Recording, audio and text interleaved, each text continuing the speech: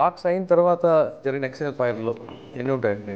Total స్టేట్లో 161 encounter deaths అయితే నేను ఓఎస్డీగా ఉన్నప్పుడు 48. ఏంటి అంత సింపుల్గా చెప్పారు? అంటే వెళితే కొట్టి రావడం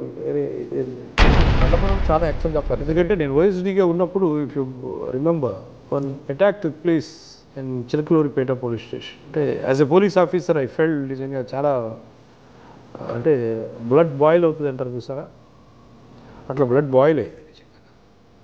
అంటే నేషనల్ హైవే మీద ఉన్నటువంటి పోలీస్ స్టేషన్ 100 కిలోమీటర్ల అవతల ఉన్నటువంటి నల్లమల్ నుంచి వచ్చి కొట్టి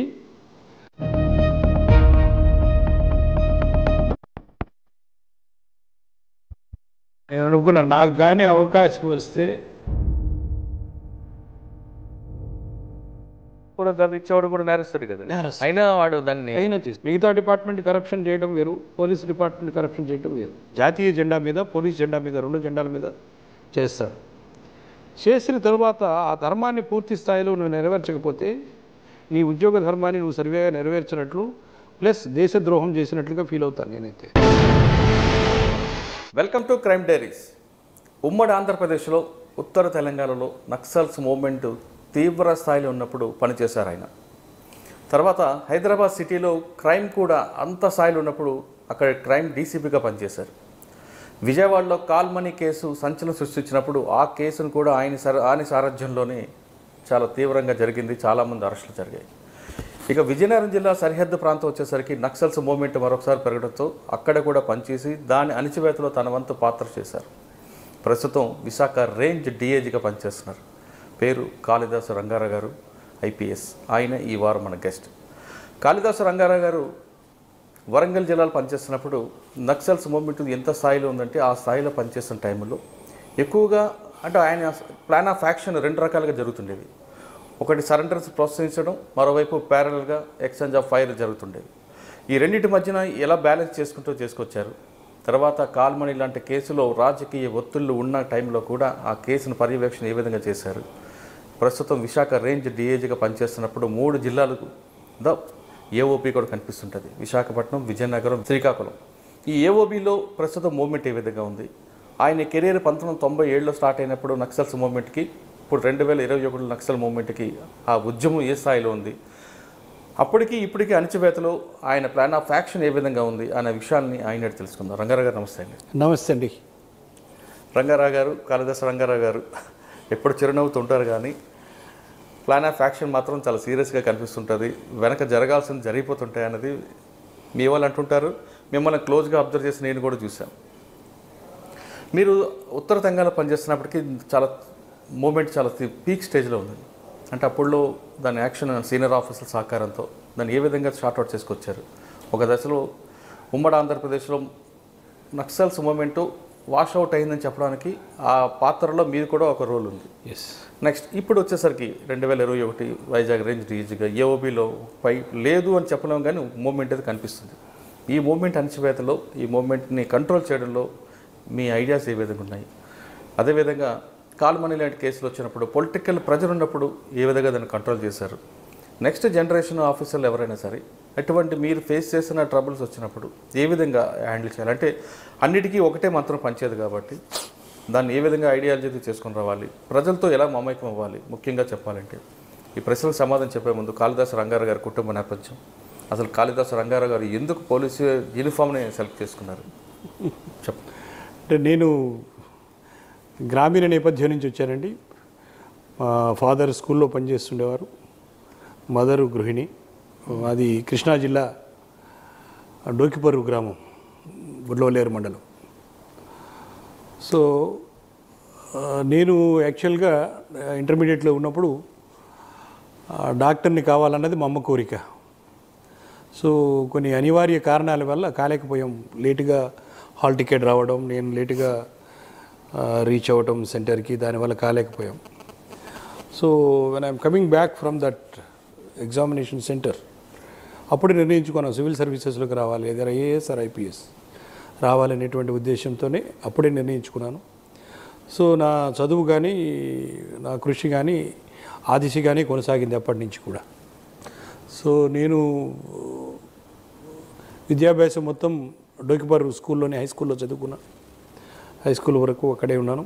తర్వాత ఇంటర్మీడియట్ మచిలీపట్నం, తిరిగి డిగ్రీ గుడ్లవల్లేరు బీజెడ్సీ బీఎస్సీ చేశాను. ఎంఎస్సీ ఆంధ్ర యూనివర్సిటీలోనే చేశాను. ఓకే, ఫస్ట్ పోస్టింగ్ ఎక్కడండి? ఫస్ట్ పోస్టింగ్ నాది చాలా పెక్యులర్గా ఉంటుంది.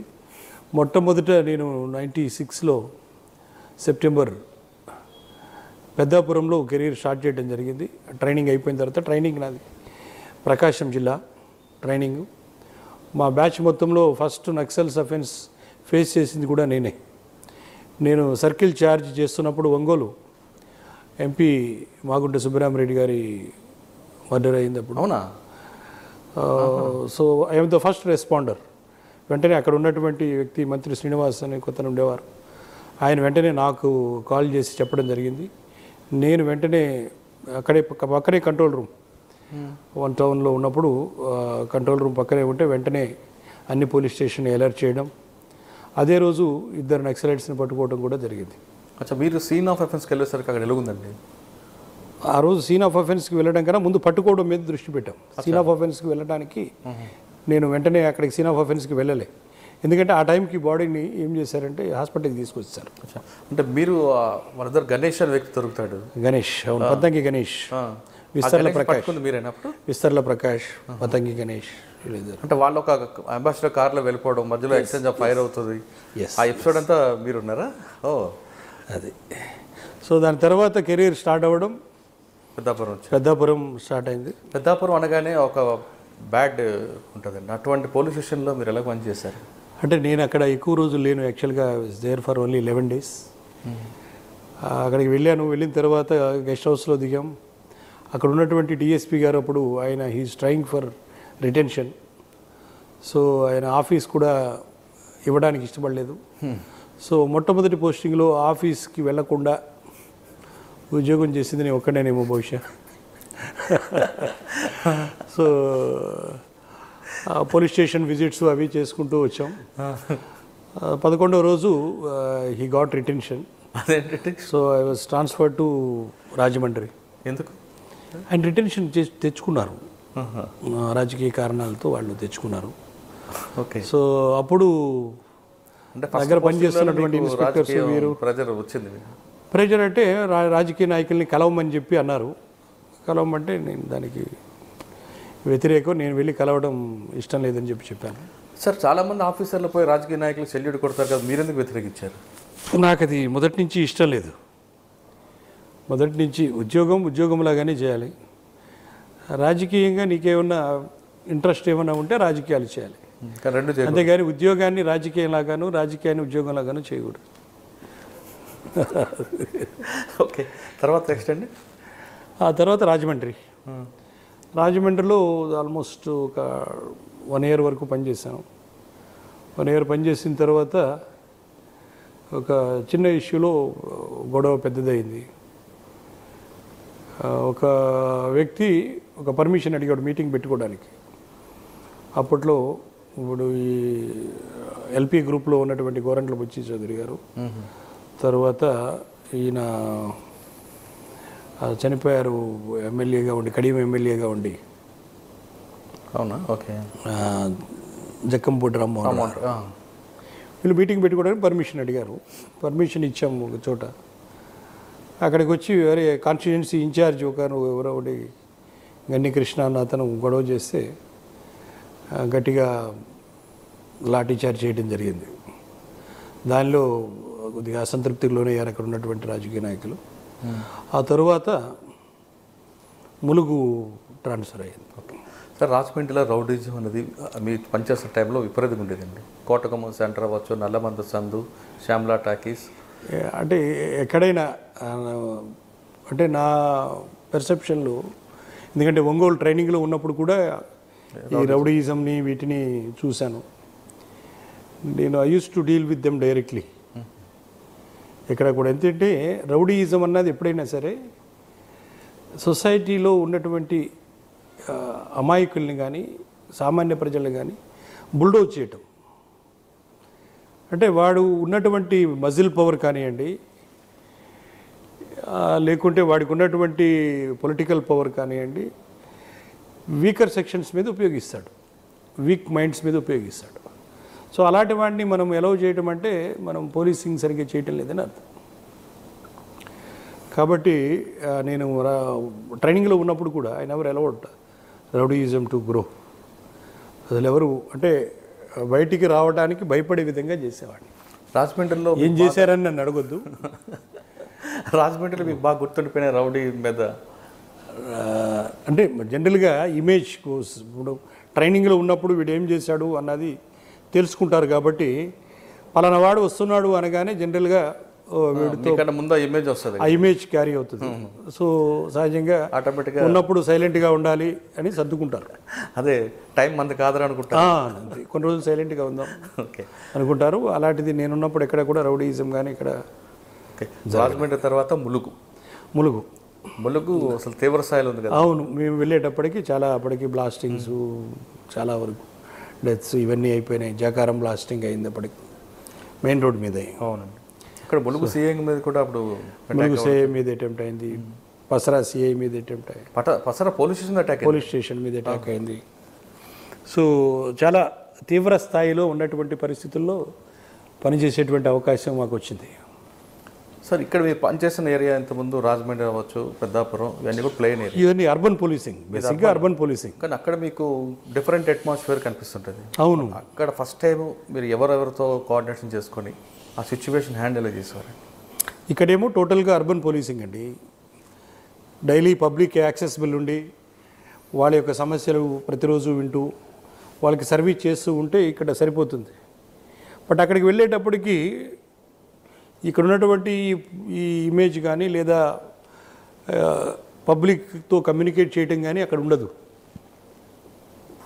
రెండు, లో ప్రొఫైల్లో పనిచేయవలసిన అవసరం ఉంటుంది. మీరు ఎక్కడున్నారు, ఏం చేస్తున్నారు అన్నది పబ్లిక్ నోటీస్కి పోకుండా చేయాలి. రెండు, తీవ్ర స్థాయిలో మూమెంట్ ఉన్నది. బ్లాస్టింగ్స్ మెయిన్ రోడ్లోనే 2-3 బ్లాస్టింగ్స్ అయినటువంటి ప్లేసెస్ ఉన్నాయి. అలాంటి పరిస్థితుల్లో మనం అసలు ఎటువైపు వెళ్తున్నామో ఏం చేస్తున్నామో అన్నది ఎవరి నోటీస్కి పోకుండా అన్ని ప్రికాషన్స్ తీసుకుని టాక్టికల్గా మూమెంట్ ఎప్పుడు కూడా టాక్టికల్గా ఉండేలాగా చూసుకునేవాళ్ళం. ప్లస్ అదే సేమ్ టైంలో నేను 18 నెలలు 1.5 year అక్కడ పనిచేయడం జరిగింది. 1.5 yearలో దాదాపుగా 18 ఎక్స్చేంజ్ ఎఫ్ఐఆర్లు అయినాయి. చాలామంది నేను అప్పటికి కూడా ఒక కేసులో మీరు వేరే పార్టిసిపేట్ అప్పటికి మీడియాలో కూడా వచ్చింది. అది ఫైరింగ్ అయిన తర్వాత సరెండర్ అయ్యారు కొంతమంది. ఇక్కడ గోవిందరాపేట దగ్గర కొడిశాల ఫారెస్ట్. అవును, అది కొడిశాల ఫారెస్ట్లో సరెండర్ అయినప్పుడు we brought them back, 4 with uniform and arms. That was the first incident in entire Telangana after exchanges of fire bringing them back to police station and showing arrest. అది అసలు అప్పటి వరకు జరగలే. క్లాసికల్ ఎక్స్చేంజ్ ఎఫ్ఐఆర్ దానిలో నేను కూడా participate చేశాను. నేను ఉండడం వల్ల యాక్చువల్గా I could brought them back. So వాళ్ళు ఏమనుకున్నారంటే వేరే గ్రూప్ వచ్చి చేశారు అని అనుకున్నారు, పోలీసులని అనుకోలే. సో అన్న కూర్చుని మాట్లాడుకుందామన్నా అన్నారు. సరే కూర్చుని మాట్లాడుకుందామని కూర్చుని మాట్లాడుతున్నాం. మధ్యలో ఉన్నట్లుండి ఎవరో సార్ వీళ్ళు దొరకలేదు సార్ అని చెప్పి ఇన్ఫర్మేషన్ చెప్పేటప్పటికి అప్పుడు they realise that we are police. So దీని గురించి చాలా స్పష్టంగా సవివరంగా అప్పుడు సాధారణంగా దొరికారంటే వెంటనే అక్కడ వాళ్ళని క్లోజ్ చేద్దామని ఉండే అవకాశం ఉన్న ప్రాంతంలో మీరు వాళ్ళని పట్టుకొచ్చి చూపించడం ఉద్దేశం అంటే వేరే మెసేజ్ పంపిద్దామనా? అంటే ఎన్కౌంటర్ చేయడం అందరూ ఒకే రకంగా ఉండరు. ఏదైనా జబ్బు చేసింది అనుకోండి, ఆ జబ్బుకి కారణం ఏమిటో చూసి గమనించి ఆ మూలాలని వెతకాలి. ఆ కారణాలు లేకుండా చూడాలి. కానీ ఏదైనా if it is become too cancerous then only we require surgery. అప్పటి వరకు ట్రీట్మెంట్ సరిపోతుందిగా. సర్జరీ పనిచేదంటారు మీరు? ఆయింట్మెంట్ పనికిరాదు, సర్జరీ చేయాల్సింది. క్యాన్సరస్ అయినప్పుడు తప్పనిసరిగా సర్జరీస్ అవసరం అవుతుంది. ఓకే. సో సర్జరీస్ అవసరమైనప్పుడు సర్జరీస్ చేయాలి, మెడికేషన్ అవసరమైనప్పుడు మెడికేషన్ చేయాలి. అంటే జబ్బును బట్టి ట్రీట్మెంట్ మారాలంటారు? ఎస్, అన్నిటికీ ఒకటే అన్నది కరెక్ట్ కాదు. అప్పుడు ఉన్నటువంటి సోషియో ఎకనామిక్ కండిషన్స్ కానివ్వండి, అప్పటికి ఉన్నటువంటి ఐడియాలజీ కానివ్వండి. సో ఎలాంటి వాళ్ళు మూమెంట్ వైపు ఆకర్షితులు అవుతున్నారు అన్నది జాగ్రత్తగా చూసుకుని దానికి తగ్గట్లుగా మన ప్లాన్ ఆఫ్ యాక్షన్ ఉండడం అన్నది కరెక్ట్. సార్ అప్పుడులో జరిగిన మూమెంట్ని మీరు లా అండ్ ఆర్డర్గా చూసారా లేదా సోషల్ ఎకనామిక్ ప్రాబ్లంగా చూసారా? నేను మొదటి నుంచి కూడా సోషియో ఎకనామిక్ ఇష్యూగానే దాన్ని చూస్తూ వచ్చాను. అంటే మీకు అప్పుడు ఐడియా ఉంది కాబట్టి మీరు ఐడియా అంటే surrenders ని నేను ఎక్కువగా యాక్టివ్గా లెఫ్టిస్ట్ ఐడియాలజీ నుంచి రావడం ఒకటి. రెండు, నేను ఇంటర్మీడియట్లో ఉన్నప్పుడు నేను కూడా ఈ వెళ్దాం అనుకున్నారా? నక్సలైట్లో జాయిన్ అవ్వాలనేటువంటి కోరిక ఉండేది. బట్ మాకు తెలిసిన డాక్టర్ ఒక ఆయన రాజారావు గారు అని ఎల్లందులో ఉండేవారు. ఆయన చెప్పారు, అరే బాబు అందరూ నక్సలైట్లు అందరూ మంచివాళ్ళు అనుకుంటున్నామో, మంచివాళ్ళు కాదు, అందులో ఈ వయసులో చిన్న వయసులో నీకు ఇలాంటి ఆలోచన రాకూడదు, మంచిది కాదు, మంచిగా చదువుకుని ఏదైనా ఇవ్వాలి కానీ ఇట్లా చేయకూడదంటే ఆయన బ్రెయిన్ వాష్ చేశారు. సో అప్పుడు పందా మారిపోయింది. సార్ ములుగులో అంటే అది కూడా కారణం ఏంటంటే సొసైటీని మార్చాలి అనేటువంటి కోరిక చాలా అంటే మీకు స్టార్టింగ్ నుంచి మీ మైండ్లో అది ఉంది కాబట్టి మీరు ఆ కోణంలో జర్నీ ఉంది. అవును, అంటే నెగిటివ్ థాట్లు లేకుండా ఫస్ట్ నుంచి సోషల్ ఎకనామిక్ ప్రాబ్లం చూద్దాం, పబ్లిక్ దగ్గర అవుదాం అనే ఇంటెన్షన్ ఉన్నప్పుడు మీ అవును మీ థాట్స్ కూడా అలాగే ట్రీట్ చేయడం చేస్తుంది. చాలామంది ఇలా భయపడి సరిగ్గా ఎన్కౌంటర్లు చేయటం లేదేమో, ఎక్కువ మందిని అరెస్ట్ చూపిస్తున్నాడు అనేటువంటి ఫీల్ కూడా అదే నేను అడుగుతున్నానండి. చాలా మంది ఎగ్జిలరీ ప్రమోషన్ కోసం చేస్తుంటారు, మీరు తీసుకొచ్చి వాళ్ళు మీ ముందు పెట్టారు. ఎప్పుడైనా ఒక విషయం మీరు గుర్తుపెట్టుకోండి, మీరు you had done so many interviews with so many police officers. ఎవరినైనా చంపడానికి ఎక్కువ ఆలోచించిన అసలే, it's a matter of few seconds. బ్రతికించడానికి ఎక్కువ ఆలోచించాలి. అర్థమైందా? కరెక్ట్. అది ఏముంది, ఒక బుల్లెట్ కొడితే అయిపోయింది. It's a matter of few seconds. కానీ ఆయన్ని రికవర్ చేయడం, ఆయనకు ఒక లైఫ్ ఇవ్వడం అనేది అది చాలా ఇంపార్టెంట్. అంటే మీరు ఆ ములుగు ఉన్న పనిచేస్తున్న టైంలో మీకు బాగా గుర్తుండిపోయిన ఇంకొక కేసు బాగా గుర్తుండిపోయిందంటే బ్లాస్టింగ్ ఒకటి. నేను వరంగల్లో రిక్రూట్మెంట్లో ఉన్నాను, వరంగల్ హెడ్ క్వార్టర్స్లో. మాకు ఒక పెద్దగా అనుభవం లేని ఒక ఇన్స్పెక్టర్ ఒక ఆయన ములుగులో ఉన్నారు. ఒక ఎస్ఐ పసరాలో ఉన్నారు, కొత్తగా మ్యారేజ్ చేసుకుని వచ్చాడు అప్పుడే. అతను హ్యాస్ డన్ గుడ్ వర్క్ యాక్చువల్గా, కాకుంటే అతని ప్రొబేషన్ ఎక్స్టెండ్ అయింది. Though we have recommended for declaration of probation, senior officer took a different view and has extended his probation. అతను he was under A tremendous pressure to get these probation done. ఎందుకంటే మిగతా batchmates అందరికీ probation declare అయ్యి దానికి extend అయ్యిందంటే కొద్దిగా అవమానంగా భావించి కుర్రాడు పాపం ఏదో ఒకటి పని చేయాలనేటువంటి దీనిలో ఉన్నాడు. ఆ టైంలో మీడియా వాళ్ళ ద్వారానే ఒక ఇన్ఫర్మేషన్ వచ్చింది. నార్లాపూర్ మొట్లగూడెం రోడ్లో సార్ ఒక చోట మైన్స్ ఎక్స్పోజ్ అయినాయి, కొద్దిగా ఏదో ప్లాన్ చేసినట్టున్నారు చూడండి అని చెప్పి ఇన్ఫర్మేషన్ వచ్చింది. అతను ఏం చేశాడు, ఇమీడియట్గా ఇన్స్పెక్టర్కి ఇన్ఫామ్ చేసి ఒక సిఆర్పిఎఫ్ టీం తీసుకుని వెళ్ళాడు. వెళ్ళి అనర్త్ చేశాడు. ఎందుకంటే వైర్ బయటికి కనిపిస్తుంది. వైర్ బయటికి కనిపించినప్పుడు జనరల్గా అనుమానం రావాలి పోలీసుకి, ఎందుకంటే పెట్టేవాడు ఎప్పుడు కూడా వైర్ బయటికి కనిపించేలాగా పెట్టాడు. పాపం మా కుర్రాడు అది గమనించలేకపోయాడు. చేసిన తర్వాత యాక్చువల్గా తర్వాత బస్సు ఉంది, బస్సుకి రావాలి వాళ్ళు వెనక్కి. బట్ భోజనం టైం అవుతుందని చెప్పి వీళ్ళు ఏం చేశారు, రికవరీ చేసేసాం కదా పర్వాలేదు తీసుకుని వెళ్ళిపోదామని చెప్పి జీప్లో వెనక్కి పోలీస్ స్టేషన్ వైపు బయలుదేరారు. వాళ్ళ ధైర్యం ఏమిటంటే ఏదైతే మైన్స్ పెట్టారో అవి రికవరీ చేసేసాం, ఇంకేమీ కాదు అనుకునేటువంటి ధైర్యం.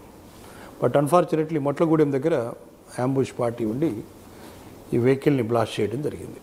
దానిలో దాదాపుగా 11 మంది సిఆర్పిఎఫ్ పర్సనల్ ఇంక్లూడింగ్ ఎస్ఐ, ఇంకిద్దరు, దాదాపు 14 మంది చనిపోవడం జరిగింది. It's a horrible blasting. So నేనేమో రిక్రూట్మెంట్ వర్క్ వరంగల్లో ఉండిపోయాను. అక్కడికి నాకు మెసేజ్ వచ్చింది, సార్ ఇట్లా మీ ఏరియాలో ఏదో బ్లాస్టింగ్ అయిందట వెళ్ళండి అని చెప్పి మా ఓఎస్డి ఫోన్ చేసి చెప్పేటప్పటికి హడావుడిగా బయలుదేరి సీన్కి వెళ్ళేటప్పటికి చాలా దారుణమైనటువంటి సిచ్యువేషన్. అందరూ ఎవరు మిగిలిన వెహికల్లో ఉన్న వాళ్ళు ఎవరు కూడా. నా కెరీర్లో అత్యంత బాధాకరమైనటువంటి సంఘటన అది. ఎందుకంటే అప్పటి వరకు మేము ఎప్పుడు కూడా ఎవరిని తీసుకొచ్చి చంపడం కానీ లేదా ఇల్లీగల్ డిటెన్షన్స్ కానీ ఎక్కడ కూడా చేయలేదు. We have done our duty as per law. ఎవరు అరెస్ట్ అయితే అరెస్టు, ఎన్కౌంటర్ అయితే genuine encounter, exchange of fire, అంతే తప్ప ఎక్కడ కూడా తప్పు అన్నది చేయలేదు. అలా చేస్తున్నా సరే ఇలా చేసేటప్పటికి ఐ ఫెల్ట్ హర్ట్. అంటే వీళ్ళకి మంచి చెడు విచక్షణ అన్నది లేదు, పార్టీ డైరెక్షన్ ప్రాపర్గా లేదు. ఎందుకంటే వాళ్ళకి కూడా అర్థమవుతుంది కదా, ఇప్పుడు ఎవరైనా తీసుకుని వెళ్ళి అరెస్ట్ చూపిస్తున్నారు, తప్పు ఎక్కడైనా చేస్తున్నారా, పోలీసులు ఏమైనా ఇల్లీగల్గా చేస్తున్నారా అన్నది వాళ్ళకి తెలుస్తుంది. బట్ అలా చేయడం వల్ల చాలామంది 14 జీవితాలు పోయినాయి అన్నటువంటి బాధ. అందులో మనం ఎంత మంచిగా ఉన్నా వీళ్ళు మారరు, ఇలాగే ఉంటారు. దానిలో కూడా ఒక మెసేజ్ రాసి పెట్టారు వాళ్ళు పేపర్ మీద, కాళిదాస్ కబడ్దార్ అని చెప్పి. అంటే మనమేమి ఇల్లీగల్గా ఎక్కడా చేసింది లేదు, ఎవరిని తీసుకొచ్చి ఇబ్బంది పెట్టింది లేదు. యాజ్ పర్ లా పని చేసినా వీళ్ళు ఇలా చేస్తున్నారు అని ఐ ఫెల్ట్ హర్ట్ ఆ టైంలో. అంటే ఆ విషయం తర్వాత మీరేమైనా మీ లైన్ మార్చుకున్నారా? కొంతవరకు మార్చుకోవాల్సినటువంటి పరిస్థితి, కంపల్షన్. ఎందుకంటే అంతవరకు మీరు మీ లైన్ వేరే లైన్. ఎస్. సో అప్పటి నుంచి కొద్దిగా లైన్ మార్చుకోవడం, కొద్దిగా అగ్రెసివ్గా పనిచేయడం జరిగింది. ఇది కాకుండా ములుగులో మీకు ఇంకా గుర్తుండిపోయే సంఘటన అంటే పోలీసుల మీద దాడులు మీరేమైనా? చాలా చోట్ల. దాని తర్వాత కూడా నాది ములుగు నుంచి ట్రాన్స్ఫర్ అయిన తర్వాత కూడా నా కోసం ఒక మైన్ పెట్టారు. నాకు I use to have a vehicle, personal vehicle ఉండేది. సో పర్సనల్ వెహికల్లో ట్రాన్స్ఫర్ అయిపోయిన తర్వాత 2-3 రోజులు జాకారం దగ్గర మల్లంపల్లి, జాకారం మల్లంపల్లి మధ్యన పెట్టారు. అది లక్కీగా మా ఎస్ఐ ఒకతను మల్లంపల్లి వెళ్ళి వస్తూ అతను 2 వీలర్ మీద వస్తుండగా గబాల్ని ఏదో అలికిడైతే ఎవరు అడవిలోకి ఇలా పారిపోయినట్టు అనిపించింది ఇతనికి. అతను గబాల్ని దిగి చూసేటప్పటికి బ్లాస్ట్, ఇది ఫైరింగ్ స్టార్ట్ అయింది. ఫైరింగ్ స్టార్ట్ అయిన వెంటనే చూసేటప్పటికి క్రింద మైన్స్ అయి ఉన్నాయి. ఆ తర్వాత ఈ టీంలో ఒకడు మన నర్సంపేటలో దొరికాడు. దొరికిన తర్వాత చెప్పారు మీకోసం ఇన్విటేషన్ అంటే ఎలాగూ ట్రాన్స్ఫర్ అయిపోయి వెళ్ళిపోతున్నాడు కదా, ఏసీబీకి ట్రాన్స్ఫర్ అయింది. అక్కడి నుంచి ఏసీబీకి ట్రాన్స్ఫర్ అయిన తర్వాత ఇది యాంటిసిపేట్ చేసి మేము ఇరుక్కున్నాం. యాంటిసిపేట్ చేసి నేను ఒక మెమో కూడా పెట్టాను ఎస్ఐకి, నాట్ టు వెంచర్, ఏమైనా వస్తే ఇలా ల్యూర్ చేసి యాంబుష్ చేసేటువంటి అవకాశం ఉంది, బెయిటెడ్ యాంబుష్ ఉండే అవకాశం ఉందని ఒక మెమో పెట్టాను. ఆ మెమో అన్ఫార్చునేట్లీ డిస్పాచ్ కాలే. That was with the CC. మా దగ్గర సీసీగా పనిచేస్తున్నటువంటి వ్యక్తి దగ్గర ఉండిపోయింది. అయ్యో, ఎందుకండి? అంటే వాళ్ళు ఏమిటంటే సిస్టమ్ 2-3 రోజులకు ఒకసారి వచ్చి ఆ టపాలు తీసుకుని వెళ్ళేవాడు వస్తాడని చెప్పి ఇతను వెయిట్ చేస్తున్నాడు. అది కనీసం సెట్లో ఉన్న కమ్యూనికేట్ చేయాల్సి ఉండే, చేయలే అతను. అదే నేను కూడా బాధపడింది ఏంటంటే మనము యాంటిసిపేట్ చేసి మెమో ఇచ్చి ఇన్సిడెంట్ అయిపోయింది అన్నది చాలా బాధ అనిపించినటువంటి సంఘటన. మురుగు తర్వాత మీరు ACB additional DCP, additional SP, ఏసీబీలో ఎంతకాలం? ఏసీబీలో ఒక 7 months పనిచేశాను నేను. అక్కడ కూడా ఎవరు ఎదురుపడ్డారా? అంటే సర్వీస్లో ఉండి కొన్ని we cannot share certain issues. అక్కడ ఎక్కడికి వచ్చారండి? అంటే అక్కడ కూడా దేర్ ఇస్, అంటే ఇట్స్ నాట్ యాక్చువల్లీ, అప్పుడు I felt it is not actually anti corruption bureau. అవునా?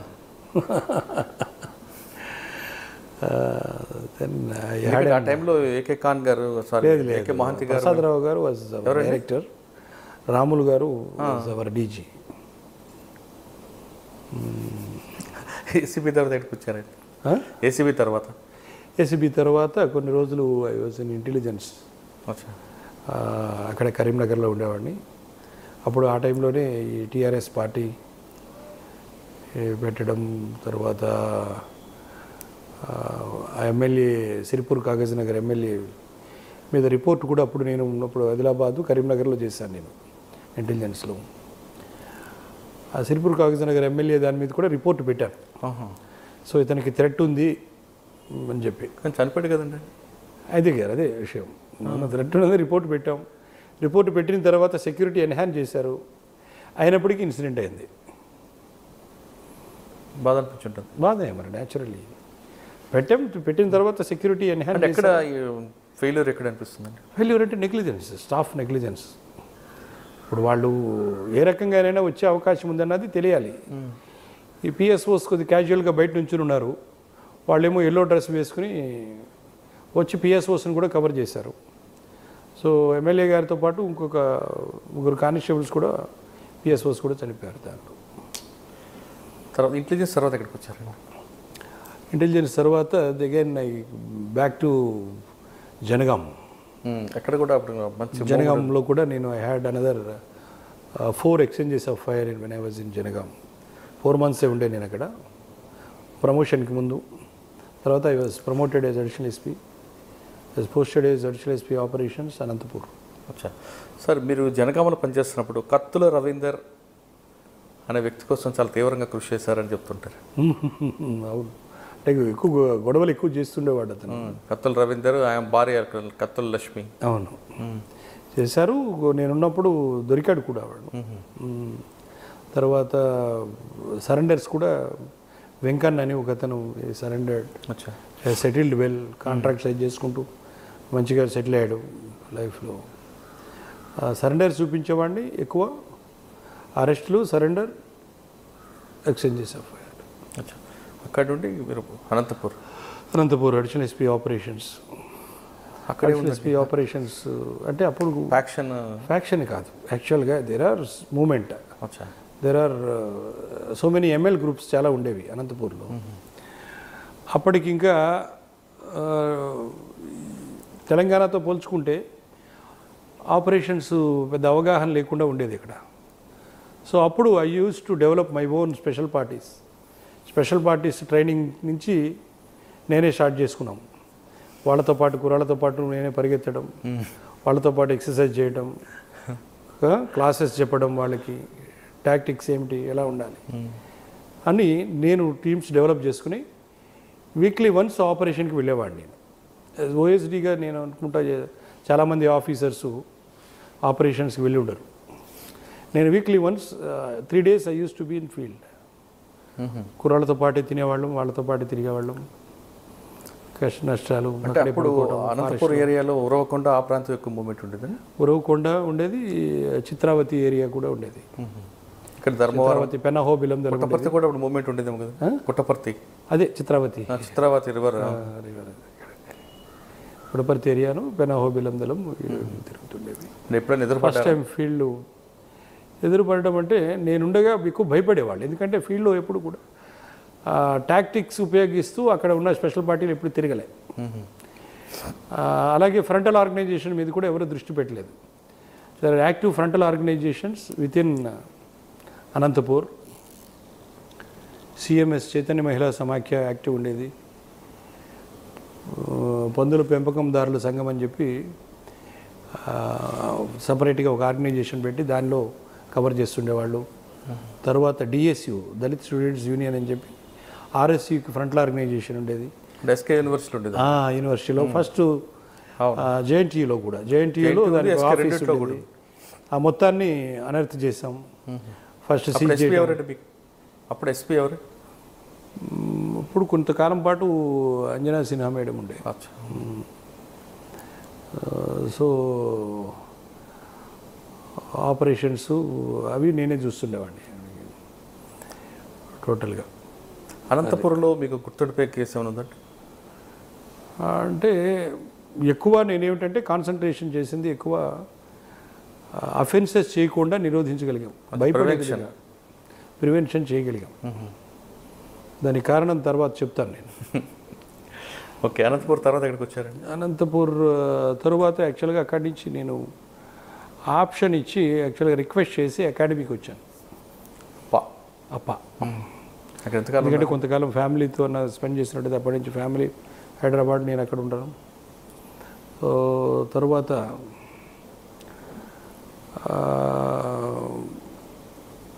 ఒక 4 months ఉంచారు నన్ను అక్కడ అకాడమీలో. అక్కడ కూడా పంపించారా?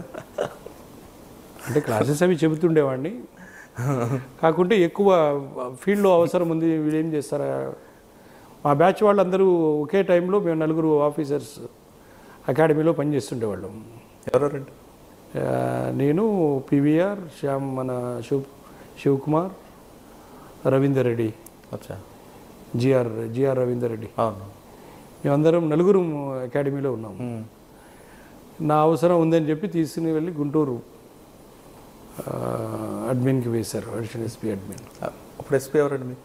అప్పుడు రవిశంకర్ అయ్యనార్ గారు ఎస్పీ. ఓ, సో అంటే ఓఎస్డీగా చేసిన వాళ్ళు అడ్మిన్గా కావాలని చెప్పి వేశారు.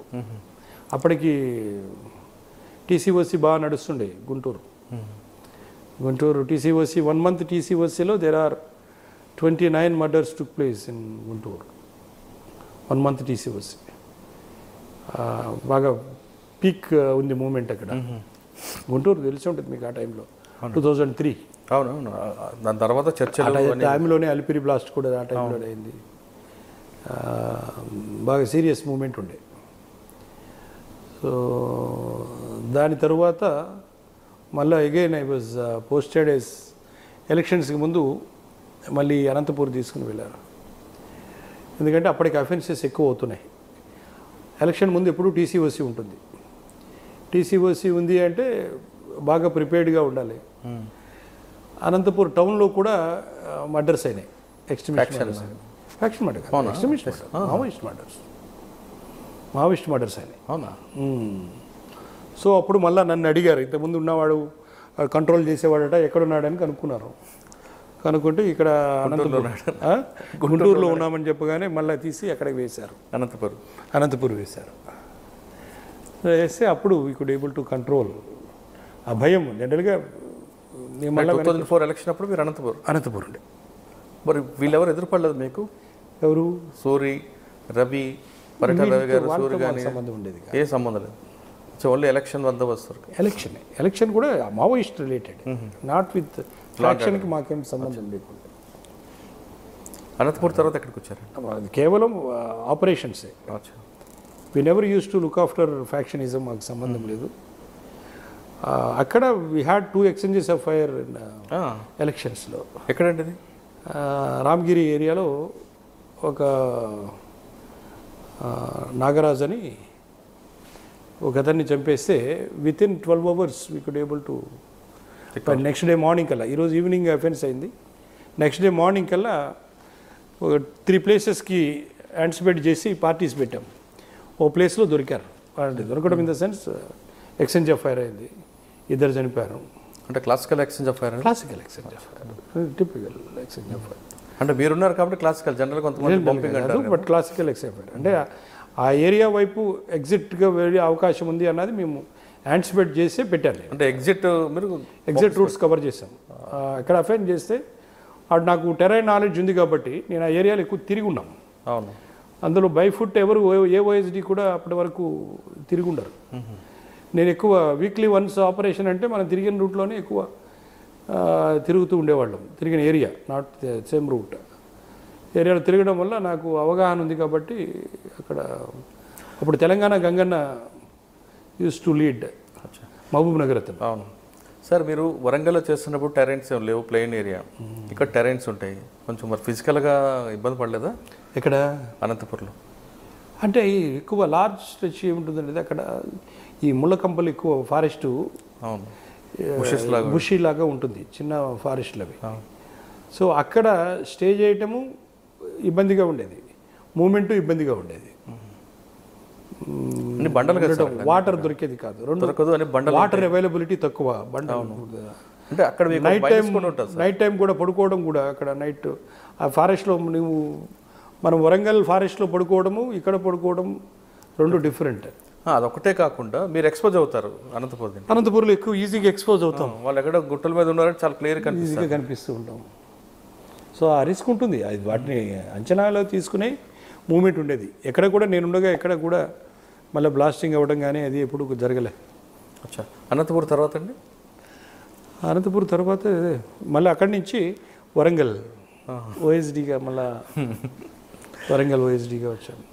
అంటే టోటల్ 4 years ప్లస్ చేసింది ఓఎస్డీగా నేను ఒక్కనే బహుశా వరంగల్నే కాదు, మొత్తం ఓఎస్డీ ఉద్యోగం. ఓఎస్డీ ఉద్యోగం చాలామంది అసలు చేయని వాళ్ళు ఉన్నారు. కొంతమంది ఊరికి అలా ఒక 2 నెలలు 3 నెలలు చేసి వెళ్ళిపోయే వాళ్ళు ఉన్నారు. మీ బ్యాచ్లో కూడా ఉన్నారండి.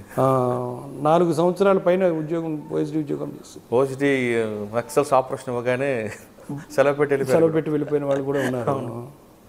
బట్ నేను 4 సంవత్సరాల పైన చేశాను. అక్కడ ఉండగానే వరంగల్లో I had very good stent. So అప్పుడు టాక్స్ పీరియడ్, ఇప్పుడు దీనికి డిఫరెన్స్ వచ్చింది. టాక్స్ పీరియడ్ టైం అది. టాక్స్ పీరియడ్ టైంలో జాగ్రత్తగా మూమెంట్స్ ఆపరేషన్ చేస్తూ ఇబ్బంది లేకుండా ఉన్న టైంలో మళ్ళీ ఇంకొక అన్ఫార్చునేట్ ఇన్సిడెంట్ అయింది మంగపేటలో.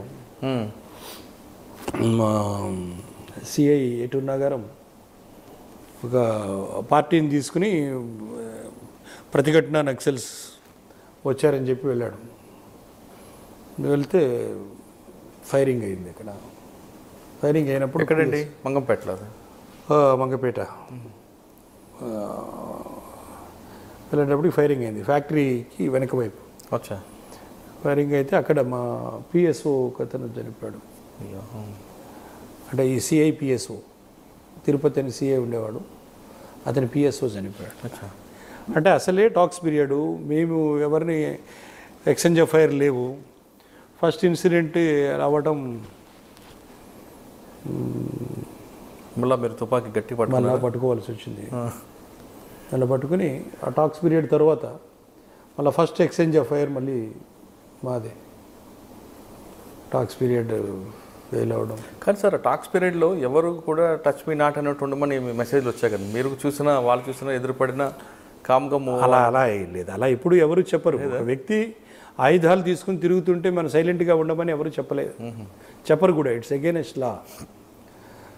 మీరు విలేజ్ విజిట్ చేస్తూ ఉండమంటారు. విలేజ్ విజిట్ చేస్తూ ఉండి తారసపడితే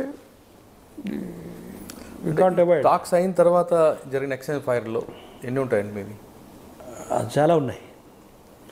ఒక వరంగల్లోనే ఆ పీరియడ్లో వీ హ్యావ్ టోటల్ స్టేట్లో 161 ఎన్కౌంటర్ డెత్స్ అయితే నేను ఓఎస్డీగా ఉన్నప్పుడు 48.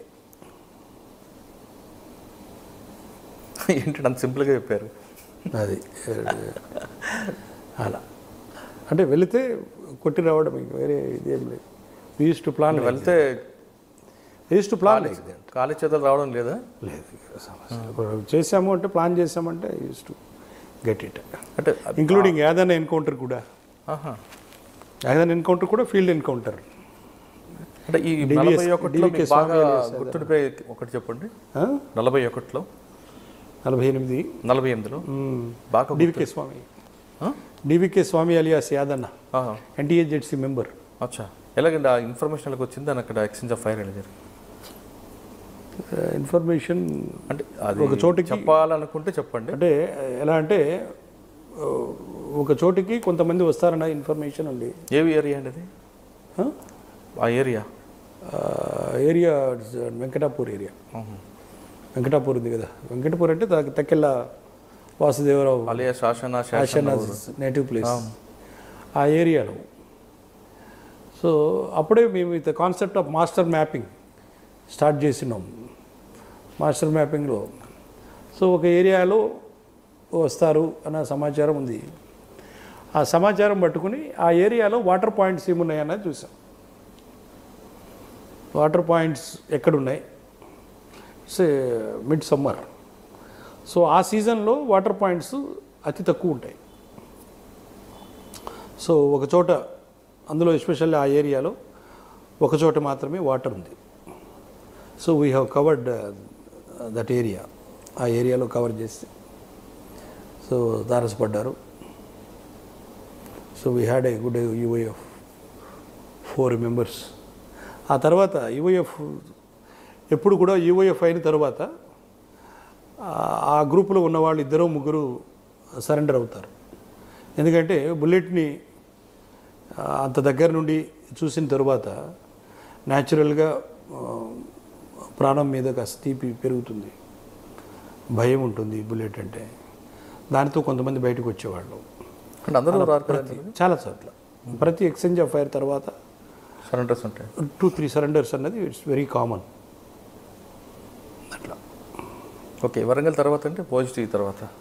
వరంగల్ తర్వాత ఐ వాజ్ ఇంటూ ఇంటెలిజెన్స్ ఎస్ఐబికి వెళ్ళడం జరిగింది. So I was incharge of Nallamala and Rayalaseema for 3.5 years.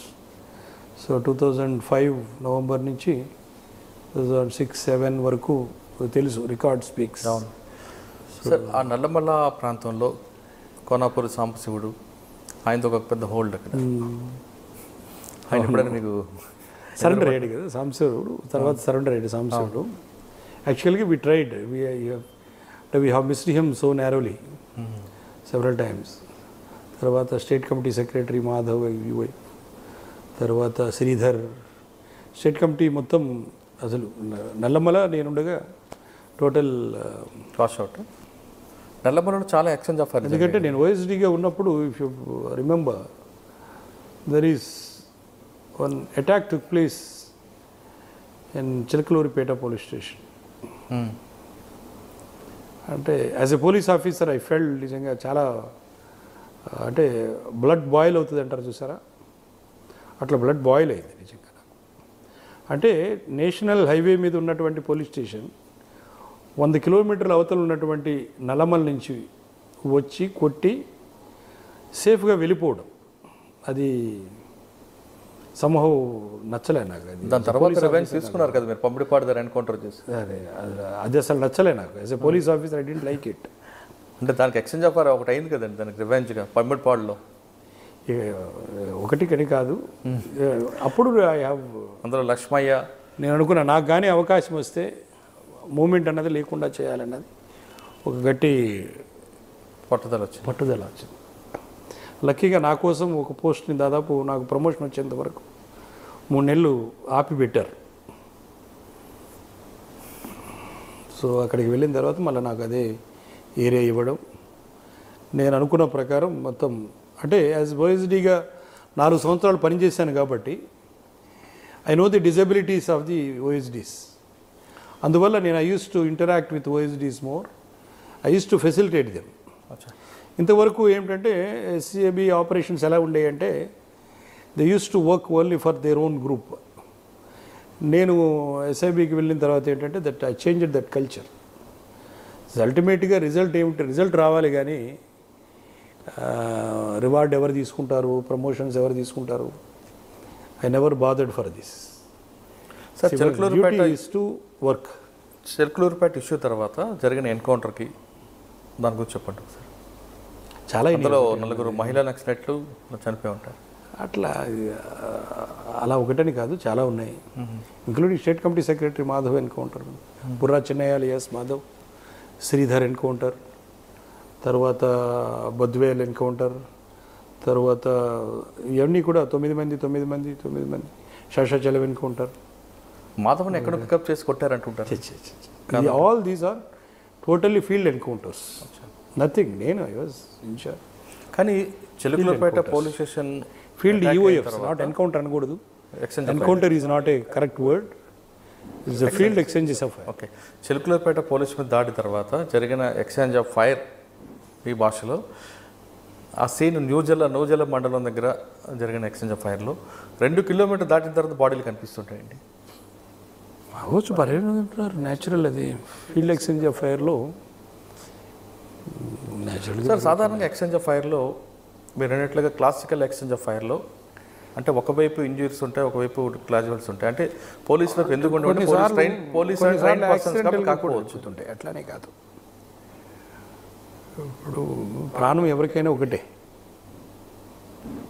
కొన్నిసార్లు ఏమిటంటే వాళ్ళు కూడా పరిగెత్తుకుపోతుంటారు. పరిగెత్తుకుపోయేటప్పుడు ఒక చోట అయితే ఒక అతను ఎండు మోడు దిగి కూడా సరిపోయిన సంఘటనలు ఉంటాయి. అదే నేను అడుగుతున్నానండి. డ్యామ్స్ ఎత్తేనే కూడా ఉండేవాడు, కరెక్టే. మోడు దిగి. కానీ కొన్ని బాడీస్ మీద ఎక్స్చేంజ్ ఆఫ్ ఫైర్ తర్వాత పోస్ట్ మార్టం చేస్తున్నప్పుడు బుల్లెట్ ఇంజ్యూర్డ్ కాకుండా తుపాకీతో కొట్టిన ఇంజ్యూర్స్, కొన్ని గాయాలు కనిపిస్తుంటాయి. ఎందువల్ల అంటారు? ఉండవు, జనరల్గా ఉండవు. నేను ఎక్కడైతే మరి నేను ఇన్ఛార్జిగా ఉన్న ఏరియాలో ఎప్పుడు అలాంటి ఇన్సిడెంట్ జరగలేదు. సార్ ఆ ఓఎస్డీ తర్వాత ఎక్కడికి వచ్చారండి? ఎస్ఐబి తర్వాత? ఎస్ఐబి తర్వాత దెన్ యాక్చువల్గా I was posted as DCP airport area Shamshabad ఇచ్చారు, బట్ ఐ డింట్ జాయిన్. నేను I opted for Greyhounds. అచ్చా. గ్రే హౌండ్స్ జీసీగా వెళ్ళాను. అప్పటికి ఈ ఇన్సిడెంట్ అయ్యి ఎవరు కూడా నో టేకర్స్ బలిమల ఇన్సిడెంట్ అయిపోయింది అప్పటికి. సో జీసీ ఆపరేషన్స్గా రావడానికి ఎవరు కూడా విల్లింగ్గా లేరు. సో ఆ టైంలో నేను I opted for GC operations. So అక్కడ 3.5 years అక్కడ పనిచేశాను. అంటే బలిమల ఇష్యూ తర్వాత చాలామంది ఆ పోస్ట్కి వెళ్ళడానికి ఇష్టం లేదనే విషయం వాస్తవమే, కాదనట్లేదు. మీరు ఆ పోస్ట్ తీసుకున్న తర్వాత మెన్కి అసలు మోరాలిటీ తగ్గిపోయి ఉంది సిచ్యువేషన్. వాళ్ళలో మోటివేట్ ఏ విధంగా తీసుకొచ్చారండి? ఎందుకంటే 40 మంది ఒకసారి చనిపోవడం అంతా ఊహించడం ఘటన. ఇప్పుడు నేను ఓఎస్డీగా 4 సంవత్సరాలు ఉద్యోగం చేశాను. అప్పటికి ఫీల్డ్లో అప్పటికి 2.5 years, 6.5 years, 3.5 years ఎస్ఐబి చేశాను. అప్పటికి 12 years plus anti extremist work చేస్తున్నాను. కాబట్టి ఏ రకంగా మోటివేట్ చేయొచ్చో జాగ్రత్తగా గమనించి కుర్రవాళ్ళ పరిస్థితి ఎలా ఉంది, ఏమిటి, ఏ స్టేజ్లో ఉన్నారు చూసి అక్కడి నుంచి వాళ్ళని జాగ్రత్తగా లీడ్ చేయడం జరిగింది. సో ఎప్పుడైనా సరే భయం కొంత ఉంటుంది న్యాచురల్గా. బట్ గ్రే హౌండ్స్ కల్చర్ కానీ గ్రే హౌండ్స్ కుర్రవాళ్ళలో ఉండేటువంటి మోటివేషన్ కానీ డౌట్లెస్గా వెరీ హై ఉంటుంది. సో కుర్రాళ్ళని జాగ్రత్తగా మోటివేట్ చేసి 1-2 ఎక్స్చేంజ్ ఆఫ్ ఫైర్ బలిమేల తర్వాత ఫస్ట్ ఎక్స్చేంజ్ ఆఫ్ ఫైర్ మళ్ళీ నేను ఆదిలాబాద్లో ప్లాన్ చేసింది. It has resulted in good UOF. అంటే కానీ బలిమల దగ్గర ఏమైనా ఎక్స్చేంజ్ ఆఫ్ ఫైర్ జరగలేదా? ఆ తర్వాత అయినాయి, తర్వాత కూడా అయినాయి, చాలా ఇన్సిడెంట్స్ అయినాయి. అంటే మీరు బట్ ఫస్ట్ యూఓఎఫ్, ఎందుకంటే బలిమేల తర్వాత first UOF took place in Adilabad. వాళ్ళు తీసుకొచ్చిన ప్రతిఫలం ఏముందంటే అంటే ఆదిలాబాద్ కాకుండా బాగా మంచి రిజల్ట్స్ వచ్చినాయి. ఆదిలాబాద్ కాకుండా అంటే ఫస్ట్ ఇది కాబట్టి ఆదిలాబాద్ చెప్పాను. అచ్చా, అంటే దాని తర్వాత అప్పటి వరకు ఆ రిజల్ట్ వస్తే కానీ మళ్ళీ జోష్ రాదు. అవును, రిజల్ట్ లేకుండా జోష్ రాదు అది జనరల్లీ. అచ్చా, గ్రే హౌండ్స్ తర్వాత ఎక్కడికి వచ్చారు? గ్రే హౌండ్స్ తర్వాత నేను posted as commandant 4th Battalion Warangal. Kondapur battalion వేశారు. కొండాపూర్ పెట్టారని 4th Battalion Warangal. Okay. Mamunuru battalion వేశారు. అప్పుడే మా బ్యాచ్ అందరికీ కూడా వేశారు. మా జూనియర్స్కి డిస్ట్రిక్ట్స్ ఇచ్చారు, మాకు ఇవ్వలేదు. పాపం మాతో పాటు ఉన్న మా ఏడీజీ అనురాగ్ శర్మ గారు ఇస్ మై ఏడీజీ. ఆయన అడిగారు, లే వెళ్దాం పదా, వెళ్ళి అడుగుదాం డీజీ గారిని అన్నారు. పర్వాలేదు సార్, ఆయన దగ్గరికి వెళ్ళి మళ్ళీ నేను బాగా పనిచేశాను సార్, నాకు పోస్టింగ్ అని కూడా నాకు అడగటం ఇష్టం లేదన్న. అరే పర్లేదు, బరీ పొలిటీషియన్ దగ్గరికి వెళ్ళడానికి మనం సిగ్గుపడాలి, కానీ డీజీ దగ్గరికి వెళ్ళి మనం అడగడానికి ఏముంది అన్నాడు. నాకైతే ఇష్టం లేదు సార్ అంటే, లే పద వెళ్దామని చెప్పి తీసుకుని వెళ్ళారు. పాపం వెళ్ళిపోవడం ఆయన కోరిక ప్రకారం అడిగారు, sir he has done lot of good work sir, he deserves to be sent to some district అని. అందుకే యూనిట్ ఇచ్చాం కదా అన్నాడు ఆయన. చాలా సంతోషం సార్, అందుకే నేను అడగొద్దన్నది. We must go with their understanding. I don't want to name such officers are there. అంటే they don't bothered for work basis మీద పోస్టింగ్స్ ఇవ్వాలన్న ఆలోచన కానీ అది అప్పటికే డౌన్ గ్రేడ్ అయిపోతుంది. నెక్స్ట్ పోస్టింగ్ ఎక్కడ వచ్చిందండి? ఆ తర్వాత పాపం అనురాగ్ శర్మ సారే చూజ్ చేసి he took me to city DCP crimes తీసుకున్నారు. అక్కడి నుంచి ఇక్కడ వచ్చేసరికి సిసిఎస్లో అప్పటికే చాలా పెండింగ్ కేసులు ఉంటుంది. అసలు క్రైమ్ క్లోజ్ స్టేషన్ అనే పేరుని మెల్లిగా అది ప్రవీణ్ కుమార్ గారి తర్వాత మీరు వచ్చినట్టు. అవును, ఆర్ఎస్ ప్రవీణ్ కుమార్ గారు మధ్యలో సత్యనారాయణ గారు ఎవరో చేశారు. అవును, ఆ తర్వాత నేను వచ్చాను. మీరు వచ్చారు, ఆ పేరు కంటిన్యూ అయ్యింది. అంటే మంచి కేసులు ఏమైనా సిసిఎస్కి వస్తాయి, సిసిఎస్లో ఖచ్చితంగా కేసు పడుతుంది, డిటెక్ట్ అవుతుంది. సిసిఎస్లో మీరు ఉన్నప్పుడు బాగా గుర్తున్న కేసు ఒకటి చెప్పండి. బాగా గుర్తున్నవంటే ఇది చెప్పాను కదా మీకు, చిక్కడపల్లి మర్డర్. చాలా ఇంటెలిజెంట్ ప్లానింగ్ యాక్చువల్గా. దాన్ని క్లోజ్ చేశారు, ఆల్మోస్ట్ క్లోజ్ చేశారు. బట్ మాకు ఒక పిటిషన్ వచ్చింది సార్, ఒకతను వచ్చి, సార్ ఇది యాక్చువల్గా we suspect it as a murder, but దీన్నేమో 174 కింద క్లోజ్ చేశారు సార్, మాకు అనుమానం ఉంది, కొద్దిగా ఇచ్చేయండి అంటే, బాబు చేస్తాం అని చెప్పి దాన్ని టేకప్ చేసాం. టేకప్ చేసి వెరిఫై చేస్తున్నాం. వెరిఫై చేస్తుంటే మా ఐఓ గారు కూడా ఒక కంక్లూజన్కి వచ్చాడు. వాడు షుగర్తో చనిపోయి ఉంటాడు సార్, షుగర్ వల్ల టైంకి ఎవరు మందులు ఇవ్వక చనిపోయాడు అని చెప్పి మా ఐఓ కూడా కన్విన్స్ అయ్యాడు. ఎవరు సార్ ఐఓ? మందులండి. సో బట్ నేను ఆ రోజు నైట్ వెళ్ళి కూర్చుని నైట్ ఇంటరోగేట్ చేశాను. నైట్ కూర్చున్న తర్వాత, అరే నువ్వు అబద్ధం చెప్తున్నావు, వాడు నార్మల్గా చనిపోయే స్టేజ్ అయితే కాదు, అది ఏం చేసావో చెప్పమని ఇంటరాగేట్ చేస్తే పిఎం రిపోర్ట్ ఏమొచ్చిందండి? పిఎం రిపోర్ట్ కూడా మేనేజ్ చేశారు. సో అందరి మీద కూడా రిపోర్ట్లు పెట్టాము. అప్పుడు ఉన్నటువంటి ఆఫీసర్స్ వాళ్ళందరి మీద కూడా రిపోర్ట్లు పెట్టాము. ఇట్స్ ఎ క్లియర్ అంటే వెల్ ప్లాన్డ్ మర్డర్. ఎలా చేశాను చెప్పాడంటే వాడు? అంటే ఏం చేశాడంటే ఫస్ట్ అతనికి ఎవరు కూడా వారసులు లేకపోవడంతో 800 గజాలు స్థలం ఆయన పేరు మీద ఉంది. అది ఎవరి ద్వారానో తెలుసుకుని ముందు ఆయనకి దగ్గర అవడానికి ప్రయత్నం చేశాడు. సో ఆయన ఏ ఆర్గనైజేషన్లో తిరుగుతాడు, భజనలకు ఎక్కడికి వెళ్తాడు, వెళ్ళి అక్కడ పరిచయం చేసుకుని ఆయనకి సేవకుడిగా మారాడు. ఫస్ట్ ఆయన దగ్గర చేరి నమ్రతగా ఉండి ఆయనకి సేవకుడిగా చేరి ఆయనతో పాటు అన్ని విషయాలు గమనిస్తూ ఆయన తెలిసిన వాళ్ళని పరిచయం చేసుకుని రాత్రి పగలు ఆయనతోనే ఉంటూ అతని మీద నమ్మకం కలిగేలాగా చేసుకున్నాడు. చేసుకున్న తర్వాత ఒకరోజు ఏం చేశాడంటే డాక్టర్స్ని కొంతమంది వీళ్ళని కన్సల్ట్ చేసి ఏ రకంగా అయితే ఎక్స్పోజ్, ఏ డోసు ఎంత, ఏ మెడిసిన్ ఇస్తే ఎక్స్పోజ్ కాకుండా చనిపోతాడు, చనిపోయిన తర్వాత పిఎంఈలో కూడా తెలియకుండా ఏం డోస్ ఇస్తే తెలుస్తుంది అని చెప్పి ఆ మెడిసిన్ని అడ్మినిస్టర్ చేయటం, క్లోరోఫామ్ కానీ మత్తు కానీ ఇట్లా చేసి అవన్నీ తెలుసుకున్న తర్వాత పోలీసులు వెంటనే ఒకరోజు ఇతను ప్లాన్ చేసుకున్న రోజున కొంతమంది భక్తులు ఆయనకి హరే రామ హరే కృష్ణ భక్తులు ఆయన దగ్గరకు వచ్చి భజన చేసి వెళుతారు. సో ఒక టీంని దానికి ప్రత్యేకంగా పెట్టి వాళ్ళు వస్తున్నప్పుడు వాళ్ళ వెహికల్ని డాష్ ఇచ్చి వాళ్ళతో గొడవపడి పోలీస్ స్టేషన్కి తీసుకుని వెళ్ళి వాళ్ళతో పాటు వాళ్ళని ఎంగేజ్ చేసి అక్కడ ఒక 3-4 అవర్స్ పెట్టాడు బయటికి రాకుండా. అంటే అంత ఇంటెలిజెంట్ మర్డర్ అన్నట్లు అది. సో ఈ టైంలో ఇతని పని కానిచ్చేసి తర్వాత బంధువులకు ఇన్ఫామ్ చేసి పిఎంఈకి వెళ్తే పిఎంఈలో కూడా మేనేజ్ చేసుకుని బయటపడడానికి ట్రై చేశాడు. బట్ మొత్తం ఆన్ రికార్డు తీసుకుని వచ్చి, అంటే వాడు ఏ విధంగా బ్రేక్ అయ్యాడంటే మీరు వాడిని ఏ విధంగా బ్రేక్ తీసుకొచ్చారు? మాట్లాడటం, అన్నారా? ఇంటరాగేషన్ లేదని చెప్పించుంటారా? అరే సార్ రికార్డ్ ఇద్దరా ఎందుకు అనవసరంగా? లేదు, జనరల్గా తెలుస్తుంది ఇది. కాస్త తెలివిగా ఇంటరాగేట్ చేయటం అంతే. ఏ విధంగా చేసామంటే అంతగా నేను చెప్పగలం. అంటే ఇంకొకటి చాలా క్లారిటీ కావాలి సార్. కరడు కట్టిన నేరస్తుడు వేరు, ఐడియాలజీతో ఉన్న వాళ్ళు వేరు ఉంటారు. అవును, ఐడియాలజీతో ఉన్న వాళ్ళు కొంత బ్రేక్ అయినా కరడు కట్టిన నేరస్తుడు బ్రేక్ కాడు. అవును. కానీ మీరు ఈ కరడు కట్టిన నేరస్తుని ఎందుకంటే ఒక ఇన్స్టెంట్ ముందు ప్రీ ప్లాన్ లాజికల్గా వాడు ప్లాన్ చేసుకున్న దాన్ని ఒకటొకటి మనం ఓపెన్ చేసుకుంటూ వస్తే వాడు ఏం తప్పు చేస్తున్నాడు అనేది వాడికి కూడా తెలుస్తుంది. వాడు హీ కెనాట్ గో బ్యాక్. అంటే ఒక ఇంట్రాక్షన్ ఇలా చేయలేదురా, నువ్వు ఇది తప్పు చేస్తున్నావు, అబద్ధం చెప్తున్నావు, నువ్వు మ్యాచ్ అవ్వడం లేదు నువ్వు చెప్పు అంటే దానిలో అతని సైట్ని ముందుగానే ఒక అతను సబ్ రిజిస్ట్రార్ని ఇంటికి పిలిపించుకుని ఇంటి దగ్గరే రిజిస్ట్రేషన్ చేయించాడు. అతను మగతలో ఉంటే అతనితో వేలుముద్రలు వేయించాడు. ఆ సబ్ రిజిస్ట్రార్ కూడా కొంత అప్పుడు డబ్బులు తీసుకుని ఇతన్ని సహకరించాడు. సో ఇవన్నీ కూడా అంటే well planned murder just for the sake of 800 ads.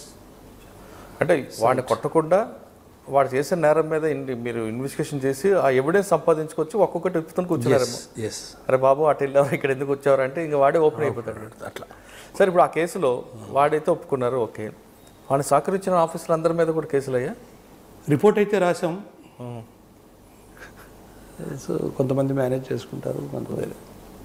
Sir సిసిఎస్లో ఇంకా మీకు చాలా కేసులు చేసామండి. సిసిఎస్లో తెలుసు కదా మీకు, 5 కోట్ల నుంచి 500 కోట్ల వరకు ఫ్రాడ్ ఉన్నటువంటి కేసులు ఉంటాయి. మీరున్నప్పుడు ఏ కేసు కూడా వదిలిపెట్టలే. అవును, ప్రతి కేసు కూడా ఒక లాజికల్ ఎండ్కి తీసుకురావడానికి ఎక్కువగా ఈఓడబ్ల్యూ మీద పడ్డారు కదా. ఈఓడబ్ల్యూ ఎకనామిక్ అఫెన్సెస్ ఎక్కువ ప్రయారిటీ ఇచ్చేవాళ్ళం, ఎందుకంటే వాళ్ళే కదా వైట్ కాలర్ అఫెండర్స్. అవును. సో వాళ్ళు ఉద్యోగాలు ఇప్పిస్తారని మోసం చేసిన వాళ్ళు కానివ్వండి, పాస్పోర్ట్ స్కామ్ కానివ్వండి, ప్లస్ ఏపీఎస్సి మెంబర్తో ఉన్నటువంటి ఆ లేడీ ఒక మేనేజ్ చేస్తానని చెప్పి సరసాదేవి ఏదో పేరు డోంట్ రిమెంబర్ హర్ నేమ్, ఆ కేసు కానీ ఇవన్నీ all sensational offences comes to CCS యొక్క ఇమేజ్ తగ్గకుండా దానిలో మళ్ళా ఆనెస్టీ విషయంలో ఎవరు కూడా కాంప్రమైజ్ కాకుండా ఊరుకోరు సార్ అన్నటువంటి ఓ భయం క్రియేట్ చేసి కరెక్ట్ అది మీ అందరూ దగ్గర చూసాం, అమ్మలు కూడా కంట్రోల్ చేశారు కదా అందరినీ. అంటే ఎందుకంటే సిసిఎస్ అనేది సెన్సిటివ్ ఇన్ఫర్మేషన్ ఉంటుంది, అది ఇప్పుడు మేము దాచుకునేది ఎక్కువ రోజులు దాచుకోలేము. ఆ వచ్చే రోజు వరకు మీరు వెయిట్ చేసేవాళ్ళు కాదు, మీరు ఎప్పుడు కూడా అక్కడే పర్మనెంట్ ఇది పెట్టుకునేవాళ్ళు. మీరు సిసిఎస్ దగ్గర పర్మనెంట్గా ఉండేవాళ్ళు మీకు గుర్తుంటే. ఎందుకంటే ఓ ప్రక్క ఆ తర్వాత మేము ఇంకో కేసు కూడా మేము డీల్ చేసాం గుర్తుంటే, ఆ పిల్లాడి కిడ్నాప్ కేసు గుర్తుంది. నల్లకుంట దగ్గర ఒక అమ్మాయి వాడికి పారామోర్కి ఇచ్చేసి ఎవరో తీసుకెళ్ళిపోయారని చెప్పి గొడవ అయితే సిటీలో పిల్లాడిని తీసుకుని వెళ్తే ట్రాక్ చేయలేకపోయారు పోలీసులు అని చెప్పి వాళ్ళు లోకల్ పోలీస్ ఎప్పుడైతే చేయలేదో దెన్ వీ ఇంటర్వ్యూన్డ్. నేను వెళ్ళి ఒకసారి నేను మన శ్యామ్ అని చెప్పి ఇన్స్పెక్టర్ శ్యాంబాబు మేమిద్దరమే వెళ్ళాము. ఇద్దరం వెళ్ళి అమ్మాయితో మాట్లాడిన తర్వాత నేను క్లియర్గా బాబు ఇది వేరే వాళ్ళు ఎవరు చేయలేదు, ఈ అమ్మాయి చేసింది మాట్లాడితే, ఇప్పుడు కొడుకు వేరే వాళ్ళు తీసుకుని వెళితే మదర్ ఎలా రియాక్ట్ అవుతారన్నది కామన్. అంబర్పేట కేసు కదండి. వెంటనే ఆ రోజు ఈవినింగ్కే నైటే తీసుకుని వచ్చాం. ఆమె చాలా అసలు కంప్లైంట్ అంటే ఎక్కించారు కదండి అందులో. అవును, తల్లి చేపిస్తారు. బట్ అప్పటి వరకు తెలియలేదు కదా, అప్పటికి 3 రోజులు చాలా రోజులు పెండింగ్ ఉందండి. అవును, సిపి అనుకుంటా నండు శర్మ గారు. సో అది మేము వెంటనే within 24 hours we could detect. So అమ్మాయిని జాగ్రత్తగా మేము వాళ్ళ ఇంటి దగ్గరే మాట్లాడాను, మేము బయట ఎక్కడ మాట్లాడలే, వాళ్ళ ఇంటి దగ్గరే మాట్లాడాము. అంటే అందులో మీరు చేసిన ఇన్వెస్టిగేషన్లో సార్ ఒక పాయింట్ వస్తుందండి, కంప్లైంట్తో రిపీట్గా మాట్లాడడం కాకుండా ఆమెను మీరు ఓన్ చేసుకున్నారు అంతే. కాబట్టి బ్రేక్ అది ఒక్కొక్కరికి ఒక్కొక్క సిస్టమ్ ఉంటుంది. ఇప్పుడు ఆవిడ ఆ స్టేజ్కి వచ్చిందంటే there must be some background to her. ఏదో ఉంటుంది, ఒక బాధ ఆవేదనో ఏదో ఉంటుంది. మనం అసోసియేట్ కావాలి, దానితో అసోసియేట్ అయ్యి వాళ్ళ దగ్గర నుంచి ఇన్ఫర్మేషన్ తీసుకుంటే ఈజీ అవుతుంది. కరెక్టే. కొంతమంది ఆఫీసర్లు చెప్పు అని అంటే అలా సార్. సిసిఎస్ తర్వాత సిసిఎస్ తర్వాత వరంగల్ ఎస్పీ వరంగల్. సో డిఎస్పీగా వరంగల్ జిల్లాకి ఎస్పీ వరంగల్కి మొత్తం 5 postings ఇన్ వరంగల్. అది వరంగల్ పోలీస్ సర్వీస్ లాంటిది నాకు. సో తెలీదు ఎందుకు వస్తుంది అన్నది. అప్పట్లో టఫెస్ట్ డిస్ట్రిక్ట్స్ కానీ toughest DSP OSD DSPs 2 Jangaon Mulugu OSD SP commandant Mamnoor SP 5 పోస్టింగ్లు వరంగల్ జిల్లా. ఓకే. వరంగల్లో బాగా మీకు వరంగల్ ఎస్పీగా చేసినప్పుడు I tried my level best. ఒకటి పబ్లిక్ రీచ్, ఎక్కువ రీచ్ అవ్వడం, మంచి ఇన్నోవేటివ్ ప్రోగ్రామ్స్ పెట్టడం, వాళ్ళతో ఫోన్ ఇన్ మీతో మీ ఎస్పీ అనే ఒక కార్యక్రమం, అలాగే పారా పోలీస్ అని చెప్పి యూత్ని ఆర్గనైజ్ చేయటం, అలాగే యూత్కి ట్రైనింగ్ ఇచ్చి గవర్నమెంట్ జాబ్స్ తెచ్చుకునేలాగా చేయటం. ఇట్లా ఈ సోషియో ఎకనామిక్ కండిషన్స్ని ఇంప్రూవ్ చేయడానికి ప్రయత్నం చేయటం. సో తర్వాత ప్రబోధ్ సెంటర్స్ అని చెప్పి కమ్యూనిటీ లైబ్రరీస్ పెట్టడం, ప్రబోధ్ సెంటర్స్ అని పేరు పెట్టాం దానికి. ఎందుకంటే చాలా బ్యాక్గ్రౌండ్ నుంచి, ఇది రూరల్ బ్యాక్గ్రౌండ్ నుంచి వచ్చేటువంటి పిల్లలకి కాంపిటేటివ్ ఎగ్జామ్స్కి ఏ విధంగా ప్రిపేర్ అవ్వాలన్నది అవగాహన ఉండదు. సో క్లర్క్ దగ్గర నుంచి ఐఏఎస్ వరకు ప్రిపేర్ అవ్వడానికి సరిపడా బుక్స్ని పిల్లలకి అందుబాటులో ఉంచేవాళ్ళం. దానివల్ల ఏమవుతుందంటే పిల్లల్లో ఒక రకమైనటువంటి ఒక నమ్మకం, కాన్ఫిడెన్స్ కలుగుతుంది, యాక్సెస్ ఉంటుంది నాలెడ్జ్కి. వాళ్ళు వెళ్ళి కోచింగ్ తీసుకుని ఉద్యోగం తెచ్చుకునేటువంటి ఆర్థిక పరిస్థితి ఉండదు. సో అలాంటి వాళ్ళకి మనం సాయం చేసినట్టు ఉంటుంది. ఆ రకంగా దాదాపు 100 మంది ఉద్యోగాల్లో జాయిన్ అయ్యారు. నాకు ఒక మహబూబాద్ సెంటర్లోనే దాదాపుగా 27 మంది ఎంతమంది గవర్నమెంట్ జాబ్స్ తెచ్చుకున్నారు ఒక సెంటర్ నుంచి. వాళ్ళందరూ పిలిచి నన్ను రమ్మని కూడా, ఇక్కడికి వచ్చిన తర్వాత కూడా ఒకసారి అందరినీ పిలిపిస్తాం సార్, ఎందుకు మీకు రుణపడి ఉంటారు, మీరు రండి ఒకసారి మీకు సన్మానం చేయాలంటే, సన్మానం కోసం చేయలేదండి, సాటిస్ఫాక్షన్ కోసం ఉద్యోగం చేశాం అని చెప్పి నేను వెళ్ళలేదు. నర్సయ్య గారని ఒక ఆయన పిలిచారు లైబ్రరీ ఇన్ఛార్జిగా. ఈ రిటైర్డ్ టీచర్స్ని మోటివేట్ చేసి పెట్టేవాళ్ళు. సో ఆయన పిలిచారు, మన సెంటర్ నుంచి 27 మందికి ఉద్యోగాలు వచ్చినాయండి, మీరు ఒకసారి వస్తే మిమ్మల్ని అందరూ గౌరవించుకుంటారంటే వెళ్ళాను నేను. అంటే మీరు వాళ్ళు ఏదో వాళ్ళ నుంచి ఆశించి చేయలేదు కదండి. చేయలేదు. ఎప్పుడు కూడా ఉద్యోగం ఒక మన విధిని మనం నిర్వహించడం మన ధర్మం, అంతవరకే. దాని నుంచి నేను ఎప్పుడు కూడా ఆశించలేదు. నేను ఎస్ఐబిలో ఉన్నప్పుడు కూడా ఒక మెడల్ కూడా తీసుకోలేదు. యాక్చువల్గా ప్రమోషన్ కూడా లేదు అసలు. ఎన్కౌంటర్ అలాంటి ఆలోచన మా టీం అందరికీ కూడా we could able to get something or other. కానీ చాలా మంది ఎక్స్చేంజ్ ఆఫ్ ఫైర్ జరిగితే వాళ్ళ అకౌంట్లో వేసుకుంటారు కదండి. మీరు ఎందుకు? నేను ఐ నెవర్ డన్ దట్. మనం నిమిత్త మాత్రం అండి. మన ద్వారా నేను ఎప్పుడు కూడా ఐ ఆల్వేస్ బిలీవ్ భగవంతుడు మన ద్వారా చేయిస్తున్నాడు అని నమ్ముతాను నేను. మనం ఒక only we are a tool in the hands of almighty. ఒక ఇన్స్ట్రుమెంట్ అంతే మీరు. అంతే, ఐ మీన్ ఇన్స్ట్రుమెంట్ అంతే. సార్ వరంగల్ అందువల్ల నేను ఎప్పుడు కూడా I never claimed, I never focus, I never exposed myself. ఇంటెలిజెన్స్లో ఉన్నప్పుడు, నేను ఎస్ఐబిలో చేస్తున్నప్పుడు చాలామందికి నేను ఏం చేస్తున్నాను అనేది కూడా చాలామందికి తెలియదు. చూసారు ఎక్సెప్ట్ ఫ్యూ ఆఫీసర్స్. ఒక మిమ్మల్ని మామూలు ఫిజికల్గా కూడా ఎస్ఐబిలో చూసా, ఒక ఇన్షర్ట్, ఒక చేతిలో డైరీ, అంతే అంతే. ఎవరో అని అడిగి ఒకసారి అడిగితే ఎవరో బ్యాంక్ ఆఫీసర్ అని చెప్పారు, పోలీస్ ఆఫీసర్ కూడా చెప్పలేదు. నేను I use to participate in office, participate పర్సనల్గా చేసేవాడిని. బట్ రోడ్ల మీద పడుకునేవాళ్ళం. ఎప్పుడు కూడా ఆయన ఎక్స్పోజ్డ్ మై సెల్ఫ్. వరంగల్ నుంచి విజయనగరం. వరంగల్ తర్వాత క్యాడర్ ట్రాన్స్ఫర్ అయిపోయింది కదా, క్యాడర్ ట్రాన్స్ఫర్ అయ్యి విజయవాడ డీసీపీ విజయవాడ. డీసీపీ విజయవాడ కూడా యాక్చువల్గా నేను I'm waiting for the posting. అంటే ఎలా ఉంటుందో, కొంతమంది అదృష్టం ఎలా ఉంటుందో, అప్పుడు అందరికీ డిస్ట్రిక్ట్ ఇస్తున్నారు, నేను వెయిటింగ్లో ఉన్నాను. కొంతమంది మరి కావాలని నా పేరు లేకుండా నేను వెయిటింగ్లో ఉన్నానని పక్కకి పెట్టి చేశారో, లేక అది యథాలాపంగా తెలియదు, మిమ్మల్ని అట్టుకుంటే ఉంటుంది, ఏమో తెలియదు. ఉన్నాయి కొన్ని శక్తులు ఉంటాయి, కామన్ అవి. నేను నా పేరు లేకుండానే పోస్టింగ్ ఆర్డర్స్ అన్నీ వచ్చినాయి. చేసిన తర్వాత then I called DGP, the then DGP, sir నేను కూడా వెయిటింగ్లో ఉన్నాను, నాకేం పోస్టింగ్ చూసలేదు. అర్రే మరి ముండాడుకులు పెట్టలేదా, అది పెట్టలేదే అన్న. అంటే ఒక ఆఫీసర్, ఐపీఎస్ ఆఫీసర్ వెయిటింగ్లో ఉన్నారని తెలిసినా వాళ్ళ నాలెడ్జ్లో లేకుండా ఉంటుందని నేను అనుకోను. కొంతమంది ఇష్టం లేని వాళ్ళు ఎవరో పక్కకి జరిపారు. తర్వాత మరి ఏం పోస్టింగ్లు ఏం లేవు. అంటే ఒక ఆఫీసర్, ఐపీఎస్ ఆఫీసర్ వెయిట్ చేస్తున్న విషయం ఇంకొక సీనియర్ ఐపీఎస్ తెలియదంటే అది ఫెయిల్యూర్ కదా. ఫెయిల్యూరే. తెలియకుండా ఉంటుందా సార్? అది తెలియకుండా ఉండదు. బట్ ఆయన దృష్టికి తీసుకుని వెళ్ళే, ఆయన దృష్టికి తీసుకుని వెళ్తే ఇచ్చేవాళ్ళు. ఆయన దృష్టికి తీసుకువెళ్ళలేదని ఎలాగనుకుంటారు సార్ మీరు? అంటే ఆయన అలా అబద్ధాలు మాట్లాడే మనిషి అయితే అబద్ధం అని కాదు సార్. ఇప్పుడు జనరల్గా ఎంతమంది ఐపీఎస్లో లిస్ట్ ఆయన ఉంటుంది కదా, తీసుకెళ్లకుండా పర్టికులర్గా ఒక పేరు పక్కన పెట్టారంటే ఉంటుంది. సరే, ఏదైనా ఏది జరిగిన మంచిగా అనుకోవాలంటే అంతే. ఎందుకంటే రావడం మీరు మంచి పోస్టింగ్లు ఏం లేవా, మరి ఇక్కడికి వెళతావా అని అడిగారు. సరే, అది నా నేటివ్ డిస్ట్రిక్ట్, అది కృష్ణా జిల్లా, నేను అక్కడికి వెళ్తే బాగుండదేమో. ఊరిని ఎలిగేషన్స్ పెడతారు అసలే మా వాళ్ళు. అది అంటే నీది నేటివ్ ప్లేస్ దీనిలోకి వస్తుందా అని అడిగారు. కమిషనరేట్లోకి రాదు సార్, అయితే పర్వాలేదు చెయ్యి. That is how I got in to DCP Vijayawada. So దాని తర్వాత డీసీపీ విజయవాడ మీకు తెలుసు ఏ రకంగా మా ప్రయత్నం. ఇంకా అక్కడ కాల్ మనీ కేసు మాట్లాడదామండి. అసలు ఆ కేసు, దాన్ని అంత ప్రయారిటీ ఎందుకు వచ్చిందండి? మీడియా మీ వల్ల వచ్చింది. మీడియాకి హైప్ క్రియేట్ చేయడం అలవాటు. సో అందులో ప్రతి ఊర్లో కూడా ఉంటాయి కదండి వడ్డీ వ్యాపారం అనేది. వడ్డీ వ్యాపారం ఉంటుంది, కానీ విజయవాడలో ఈ ప్రత్యేకత ఏమిటంటే ఎక్కువ స్థాయిలో చేస్తారు. అంటే ఎక్కువ డబ్బు ఆశ బాగా ఎక్కువ ఉంటుంది వాడి దగ్గర.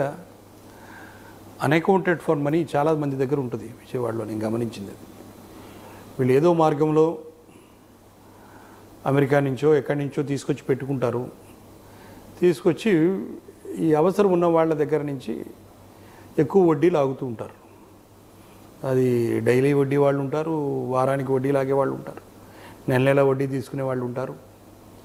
అంటే దాన్ని డబ్బుని పెంచడానికి కోసం ఎన్ని రకాల అవకాశాలు ఉంటే అన్ని రకాలుగాను చేసేటువంటి వాళ్ళు విజయవాడలో చూశాను నేను. కొంతమంది వాళ్ళు గౌరవనీయమైన వృత్తిలో ఉండి కూడా వడ్డీ బిజినెస్ చేస్తూ ఉండేవాళ్ళు. అది ఒక మరి ఇది ఒక బలహీనత లేకుంటే అది బలహీనత అనకూడదు కానీ సార్, తెలివితేటలా లేకుంటే అత్యాశ దురాశ అదన్నది అంతే. బలహీనత అనదు, అత్యాశ అది. అంటే ఇది కూడా ఇప్పుడు ఎవడు లేనివాడు చేసిన అర్థం ఉంది సార్. మీరు అన్నట్లుగా టాప్ 10% లేని వాళ్ళు కాదండి, అందరూ కూడా బాగా డబ్బులు ఉన్నవాళ్ళే చేసేవాళ్ళు. కానీ ఆ కేసులో డీల్ చేయడంతో అప్పుడు అనురాగ్ శర్మ గారు సిపి, సారీ మా గౌతమ్ సవాంగ్ గారు సిపి, మీరు డీసీపీ గారు, నేను డీసీపీగా. కానీ ఏదేమన్నా ఆ కేసు వల్ల మొత్తం రాష్ట్రంలో మైక్రో ఫైనాన్స్ అన్నిటి మీద కూడా దాడులు జరిగాయి కదా. అవును, ఆ ప్రభావం అది స్పిల్ ఓవర్ ఎఫెక్ట్ ఉంటుంది న్యాచురల్గా. అన్ని చోట్ల వాటిని డీల్ చేయడం జరిగింది. మా దగ్గర ప్రత్యేకంగా కొన్ని టీమ్స్ పెట్టి లీగల్ మెథడాలజీ. సార్ ఆ టైంలో మాత్రం ఆ మైక్రో ఫైనాన్స్ మీరు కేసు పెట్టడం, వాళ్ళని అరెస్ట్ చేయడం, పారిపోయారండి చాలామంది. అసలు వడ్డీ వ్యాపారం అంటే మాట్లాడుకుంటే పారిపోయారు. అంటే ధర్మ వడ్డీ చేసేవాళ్ళు కూడా ఉన్నారు. చాలామంది కంప్లైంట్ లైన్లు కట్టేవాళ్ళు, ఏదో పోలీసులు ఏదో సాయం చేస్తారట అని, కానీ చాలామంది చేసి వచ్చే లైన్లు కట్టేవాళ్ళు.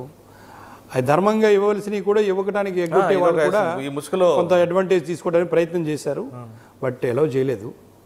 చేయకుండా చాలా విజయవాడ కాకుండా అనపర్తి కూడా ఎక్కువ ఉంటుంది బాధ్యతగా. అనపర్తి వాళ్ళు చాలా చోట్ల ఉంటారు, ఆ రాష్ట్రం మొత్తం విస్తరించి ఉన్నారు, అన్ని చోట్ల చేస్తూ ఉంటారు. ఈ ఏరియాలో కూడా ఉన్నారు. ఇక అది వాళ్ళు వృత్తి అనుకుంటారు. అది ధర్మ వడ్డీ కాదు సార్, కానే కాదు. సో ఇక్కడ కూడా మేము ఆల్రెడీ ఇన్స్ట్రక్షన్స్ ఇవ్వడం జరిగింది. ఎవరైనా సరే అందులో మీరు ఎవరిని కూడా స్పేర్ చేసేటువంటి ప్రసక్తి లేదు సార్. విజయవాడ తర్వాత అండి, విజయవాడ తర్వాత విజయనగరం, వాడ నుంచి నగరానికి వెళ్ళాము. B2B వాడ టు నగరం. సో విజయనగరంలో ఓన్లీ 1 year చేయగలిగాం. ఎందువల్ల? అప్పటికి ఉన్నటువంటి అడ్మినిస్ట్రేషన్కి తెలియాలి. అంటే నా నేచర్, నేను ఎప్పుడూ మాట వినేవాడిని కాదు, ఎక్కడ కూడా రాజకీయ నాయకులకి దూరంగానే ఉండేవాడిని. ఎవరు కూడా మనల్ని పాయింట్అవుట్ చేసేలా కానీ ఎవరైనా తప్పు పట్టే విధంగా ఉండేవాడిని కాదు. ఏమి ఇబ్బంది అనిపించిందో నాకేమీ తెలియదు. కానీ 1 yearలో మీరు చేసిన వర్క్ సేమ్. ఎలాగే వరంగల్లో యూనిట్ ఆఫీసర్గా ఉన్నప్పుడు నువ్వు ఇండిపెండెంట్గా పనిచేయడానికి అవకాశం ఉంటుంది. సో ఇక్కడ కూడా మీతో మీ ఎస్పీ అని కానివ్వండి, మహిళా మిత్రని కానివ్వండి, వృద్ధ మిత్రని కానివ్వండి, ఇలా వేరియస్ సెక్షన్స్ పిల్లలకి మోటివేట్ చేయడం కోసం ప్రతి మండలం నుంచి కూడా బాగా చదివేటువంటి పిల్లల్ని, మంచి ర్యాంక్ వచ్చినటువంటి పిల్లల్ని ఐడెంటిఫై చేసి డైన్ విత్ యువర్ ఎస్పీ అనే ప్రోగ్రాం పెట్టడం జరిగింది. దానివల్ల ఏమిటంటే ఈ ఎస్పీతో కలిసి ఎస్పీ బంగ్లాలో ఒకసారి చూసి ఆ పారాఫర్నిలీ అంతా చూసినప్పుడు వాళ్ళలో కూడా నేను కూడా ఈ స్థాయికి ఎదగాలి అనేటువంటి ఒక కోరిక వాళ్ళలో రావాలనేటువంటిది ప్రధానమైనటువంటి ఉద్దేశం. సో అలా కొంతమంది పిల్లలు అంటే వాళ్ళలో దాన్ని రగల్చడం, కోరిక వచ్చిందంటే ఆ బలం అనేది, ఆ స్పార్క్ అనేది ఎక్కడికైనా తీసుకెళ్తుంది. సో దానికోసం నేను పిల్లల్ని ఇచ్చేసాను. అలాగే హాస్టల్స్, ఎస్సీ ఎస్టీ బీసీ హాస్టల్స్ని స్టాఫ్తో విజిట్ చేయించడం, స్కూల్స్ విజిట్ చేయించడం, స్కూల్స్లో కూడా పిల్లల్ని బాగా చదివే పిల్లల్ని మోటివేట్ చేయడానికి ప్రయత్నం చేయడం, ఇట్లా తిరుగుతుండేవాళ్ళం. దానివల్ల ఏమిటంటే సోషల్ కాన్సెప్ట్స్ ఎప్పుడైతే బలంగా ఉంటాయో క్రైమ్ న్యాచురల్గా డౌన్ అవుతుంది. సో నేను ఇంకొక 1 year కానీ ఉండినట్లయితే నేను అనుకున్నటువంటి ఎక్స్పెరిమెంట్ కంప్లీట్ చేయగలిగేవాడిని. బట్ అన్ఫార్చునేట్లీ ఓన్లీ 1 yearలో మళ్ళీ ఏఐజీ లా అండ్ ఆర్డర్ అని పోస్టింగ్ ఇచ్చి సిఐడికి అటాచ్ చేశారు. సరే, సిఐడికి అటాచ్ చేసిన తర్వాత మళ్ళీ మన పని మనం చేసుకుంటూ ఉండడం. సో అక్కడ ఉన్నప్పుడు ఈ కేసెస్ బొండా ఉమా కేసు కానీ అవి కానీ పిటిషన్స్. సిఐడిలో ప్రమోషన్ వచ్చిందా మీకు? సిఐడిలో ఉండగా ప్రమోషన్ వచ్చింది. లక్కీగా మళ్ళీ ఇక్కడ పోస్టింగ్ ఇచ్చారు. సో నియర్లీ 2 years దాటి ఒక చోట ఉద్యోగం చేయడం. ఇక్కడ కూడా సేమ్ దీనిలో పనిచేస్తున్నప్పటికీ ప్రభుత్వం 2 సంవత్సరాలు దాటి ఉద్యోగం చేయడానికి ఇక్కడ అవకాశం ఇచ్చారు కాబట్టి బాగానే చేయగలుగుతున్నాం. సార్, మీరు నక్సల్స్ మూమెంట్ చూశారు, ఇక్కడ మీకు ఏఓబి కనిపిస్తుంది. విజయనగరంలో ఒక సోషల్ కాజ్ని తీసుకున్నారు, పెండింగ్ ఉందన్నారు. ఇక్కడ మీకు మీ జోన్లోనే ఉంది. ఈ రెండింటిని ఇంప్లిమెంట్ చేస్తున్నారు. ఇక్కడ కూడా మేము వచ్చిన తర్వాత దాదాపుగా ఇంతకుముందు ఎన్నడూ జరిగినన్ని ఈఓఎఫ్స్ ఇక్కడైనాయి, సరెండర్స్ కూడా అలాగే అయినాయి. మూమెంట్ దాదాపుగా 30% పైన మేము వచ్చినప్పటికీ ఇప్పటికీ 30% పైన బలహీనపడింది. సో ఎక్కడున్నా ఉద్యోగం చేయటమే కదా. అంటే మూమెంట్ తగ్గుతుంది కానీ అంటే గంజాయి అక్రమ రవాణా మాత్రం పెరుగుతుంది కదా. వాస్తవం అది మీరు చెప్పింది 100% నిజం. లాస్ట్ టైం యాక్చువల్గా మేము కాన్సన్ట్రేట్ ఆన్ 2 సార్లు ప్లాంటేషన్ని ఇచ్చేయడానికి ప్రయత్నం చేసాం, కానీ ఫండ్స్ సరిగా రాకపోవడం కారణంగా we could not concentrate. But this time we are very particular. But when it comes to the seizures, if you see the seizures for the last 3 years మీరు ఇంతకుముందు లేనంతగా సీజర్స్ ఉంటాయి. అంతవరకు అంటే we could able to get them to the maximum extent possible. అంటే గంజాయిలే కాకుండా దాని ఒక లిక్విడ్గా తయారు చేసి ఒక ఆయిల్గా తయారు చేసి స్మగ్లింగ్ అవుతుంది. అది కూడా మొదటి నుండి చేస్తున్నారు. నేను సిఐడిలో ఉన్నప్పుడు ఇప్పుడు కొత్తగా కేరళ నుంచి ఒక బ్యాచ్ వచ్చి కూర్చొని చేస్తున్నారని వచ్చి అట్లా అది రీసెంట్గా ఒక ఇది పట్టుకున్నారు ఇక్కడ శ్రీకాకుళం మన ఈస్ట్ గోదావరిలో. అదే అది ఇంతకు ముందు కూడా జరిగింది. అది నేను సిఐడిలో ఉన్నప్పుడు కూడా నేను I was incharge of NDPS కాబట్టి అప్పుడు కూడా నేను మీటింగ్ వచ్చినప్పుడు అప్పుడే చెప్పారు నాకు అది. సో అప్పటి నుంచి జరుగుతున్నది ఇది. సో ఆ టోలియోని అది వేసి దాన్ని ప్రాసెస్ చేసి దాన్ని ఇది చేసుకుంటూ ఉంటారు, ఎక్స్ట్రాక్షన్ చేస్తూ ఉంటారు, న్యాచురల్ అది. బట్ అన్ని రకాలుగా కూడా అసలు పంటే లేకుండా చేయాలి. ఆల్టర్నేట్గా వీళ్ళకి కాస్త లాభసాటిగా ఉన్నటువంటి పంటల్ని అలవాటు చేయాలని చెప్పి ఇంతకుముందు ఐటీడీఏ పీఓతో కూడా మాట్లాడడం జరిగింది. సో మ్యాక్సిమం ఎందుకంటే మనుషులు ఎవరైతే చేస్తున్నారో వాళ్ళలో మార్పు తీసుకొస్తే ఈ మార్పు అన్నది సహజంగా వస్తుంది అన్నది. ఏవైనా మాదక ద్రవ్యాలు అనేటప్పటికి it's a crime against nation యాక్చువల్గా. ఎందుకంటే ఒక జనరేషన్ని ఎవరికి పనికి రాకుండా పాడు చేసేటువంటి శక్తి మాదక ద్రవ్యాలకు ఉంటుంది. కాబట్టి వీటికి ఎగెనిస్ట్గా మేము పూర్తి స్థాయిలో చేయాలని చెప్పి ప్రయత్నం చేస్తున్నాం. సార్ మీరు ఒక మంచి కంకణం కట్టుకున్నారు అంటే రూట్స్ దగ్గరికి వెళ్ళారు. ఇప్పుడు ఎవడైతే రెడీ చేస్తున్నాడో వాడికి వాళ్ళ మార్పు అంటే వాడు ఒక రోజు 2 రోజులు 3 రోజులు చెప్పగానే మారిపోడు. వాడికి ఒక ఆర్థికంగా ఒక సెటిల్మెంట్. అందుకని ఆల్టర్నేట్ క్రాప్స్ ఇప్పుడు మీకు కొన్ని ప్రాంతాల్లో పూర్తి లాభస్థాయిగా ఉండేటువంటి ఆల్టర్నేట్ పంటల్ని మనం చూపించగలిగినప్పుడే వాడు దాని నుంచి బయటపడగలడు, లేకుంటే బయటపడలేడు. కానీ ఎంత మీరు పంటను చూపించినా వాడికి హ్యూజ్ అమౌంట్ అది వస్తుంది. కాబట్టి న్యాచురల్గా కోరుకుంటుంది. ప్లస్ ఆర్గనైజ్డ్గా చేస్తున్నారు. ఎప్పటికీ నక్సల్స్ మూవ్మెంట్ని చూపిస్తూ బూచిగా చూపిస్తే ఇంతకాలం దాన్ని బూచిగా చూపిస్తూనే నడిపించగలిగారు. ఇప్పుడు ఈ మూమెంట్ ఇది తగ్గుతుంది కాబట్టి వాళ్ళు కూడా కొంత సహకరిస్తూ ఉండేవాళ్ళు. వీళ్ళకి నక్సల్స్ కూడా కొంతకాలం పాటు దీని మీద కూడా కొన్ని ఇది చేసినటువంటి సంఘటనలు ఉన్నాయి, వాళ్ళు సపోర్ట్ చేసినటువంటి సంఘటనలు ఉన్నాయి. సో ఇప్పుడు దాన్ని మనం బ్రేక్ చేయగలం. ఎవరు కూడా నక్సలైట్లు ఎవరు కూడా దీనికి సపోర్ట్ చేయకుండా దాన్ని మనం బ్రేక్ చేయగలిగే స్థాయికి మనం ఈరోజు ఉన్నాం. కాబట్టి ఈ ఫ్యూచర్లో అసలు పంట వేయకుండానే అంటే ఇంటీరియర్ ఏరియాస్ ఎక్కువ, ఎందుకంటే మనకి ఒరిస్సా, విశాఖపట్నం, ఛత్తీస్గఢ్ బోర్డర్స్లో చాలా ఇంటీరియర్ ఏరియాస్లో వేస్తూ ఉంటారు. వేసి తీసుకొచ్చి ఒక చోట హోల్డ్ చేసి అక్కడి నుంచి సప్లైస్ చేస్తూ ఉంటారు. సో ఆ సప్లైస్ని మనం యాక్చువల్గా ఆపగలగాలి. దానితో పాటుగా మనము డ్రోన్ ద్వారా కూడా వీడిసైడ్స్ ఏమన్నా మనం స్ప్రే చేయగలిగితే చాలా వరకు క్రాప్ తగ్గుతుంది. కాకుంటే ఏం చేస్తారంటే ఇంటర్ క్రాపింగ్ వేస్తారు వీళ్ళు తెలివిగా. ఇంటర్ క్రాపింగ్ వేయడం వల్ల మనం ఏ రోజైతే మనము డ్రోన్ ద్వారా వీడిసైడ్ స్ప్రే చేస్తామో వీళ్ళు వేసుకున్న వేరే క్రాప్ కూడా దెబ్బతింటుంది. దెబ్బతింటే వీళ్ళు ఎమోషనల్గా మళ్ళీ మనల్ని బ్లేమ్ చేయడానికి అవకాశం ఉంటుంది. కాబట్టి జాగ్రత్తగా చేయాలని అనుకుంటున్నాం. కానీ ఎక్కువగా ఏఓబిలో శీలావతి అనే ఒక బ్రాండ్ ఉంది. దానికోసం దేశం అంతా అసలు ఆ బ్రాండ్ అనే మీరు పూర్తిగా అంటే విత్తనాలు లేకుండా చేయాలన్నది ఉద్దేశం.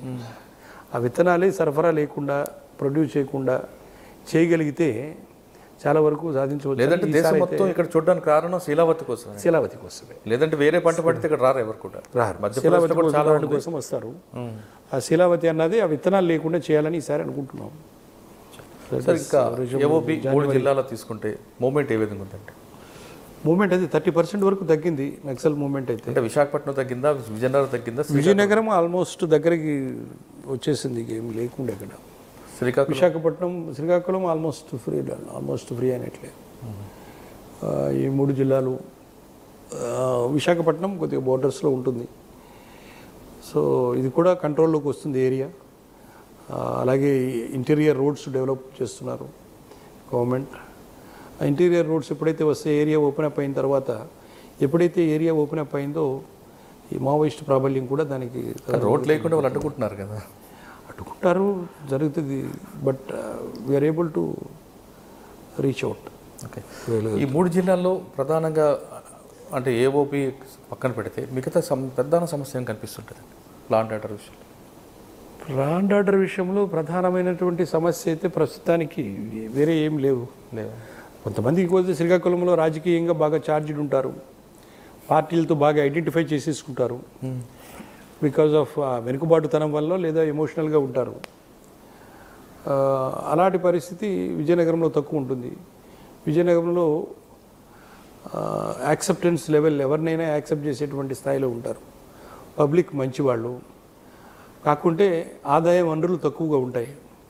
అక్కడ ఆదాయ వనరులు కాస్త మంచి ఇరిగేషన్ కానీ పెంచగలిగితే, ఇండస్ట్రీస్ ఏదైనా కాస్త మంచిగా రాగలిగితే ఇక్కడ ప్రజలు ఇబ్బంది లేకుండా బ్రతకడం అలవాటు చేసుకుంటారు.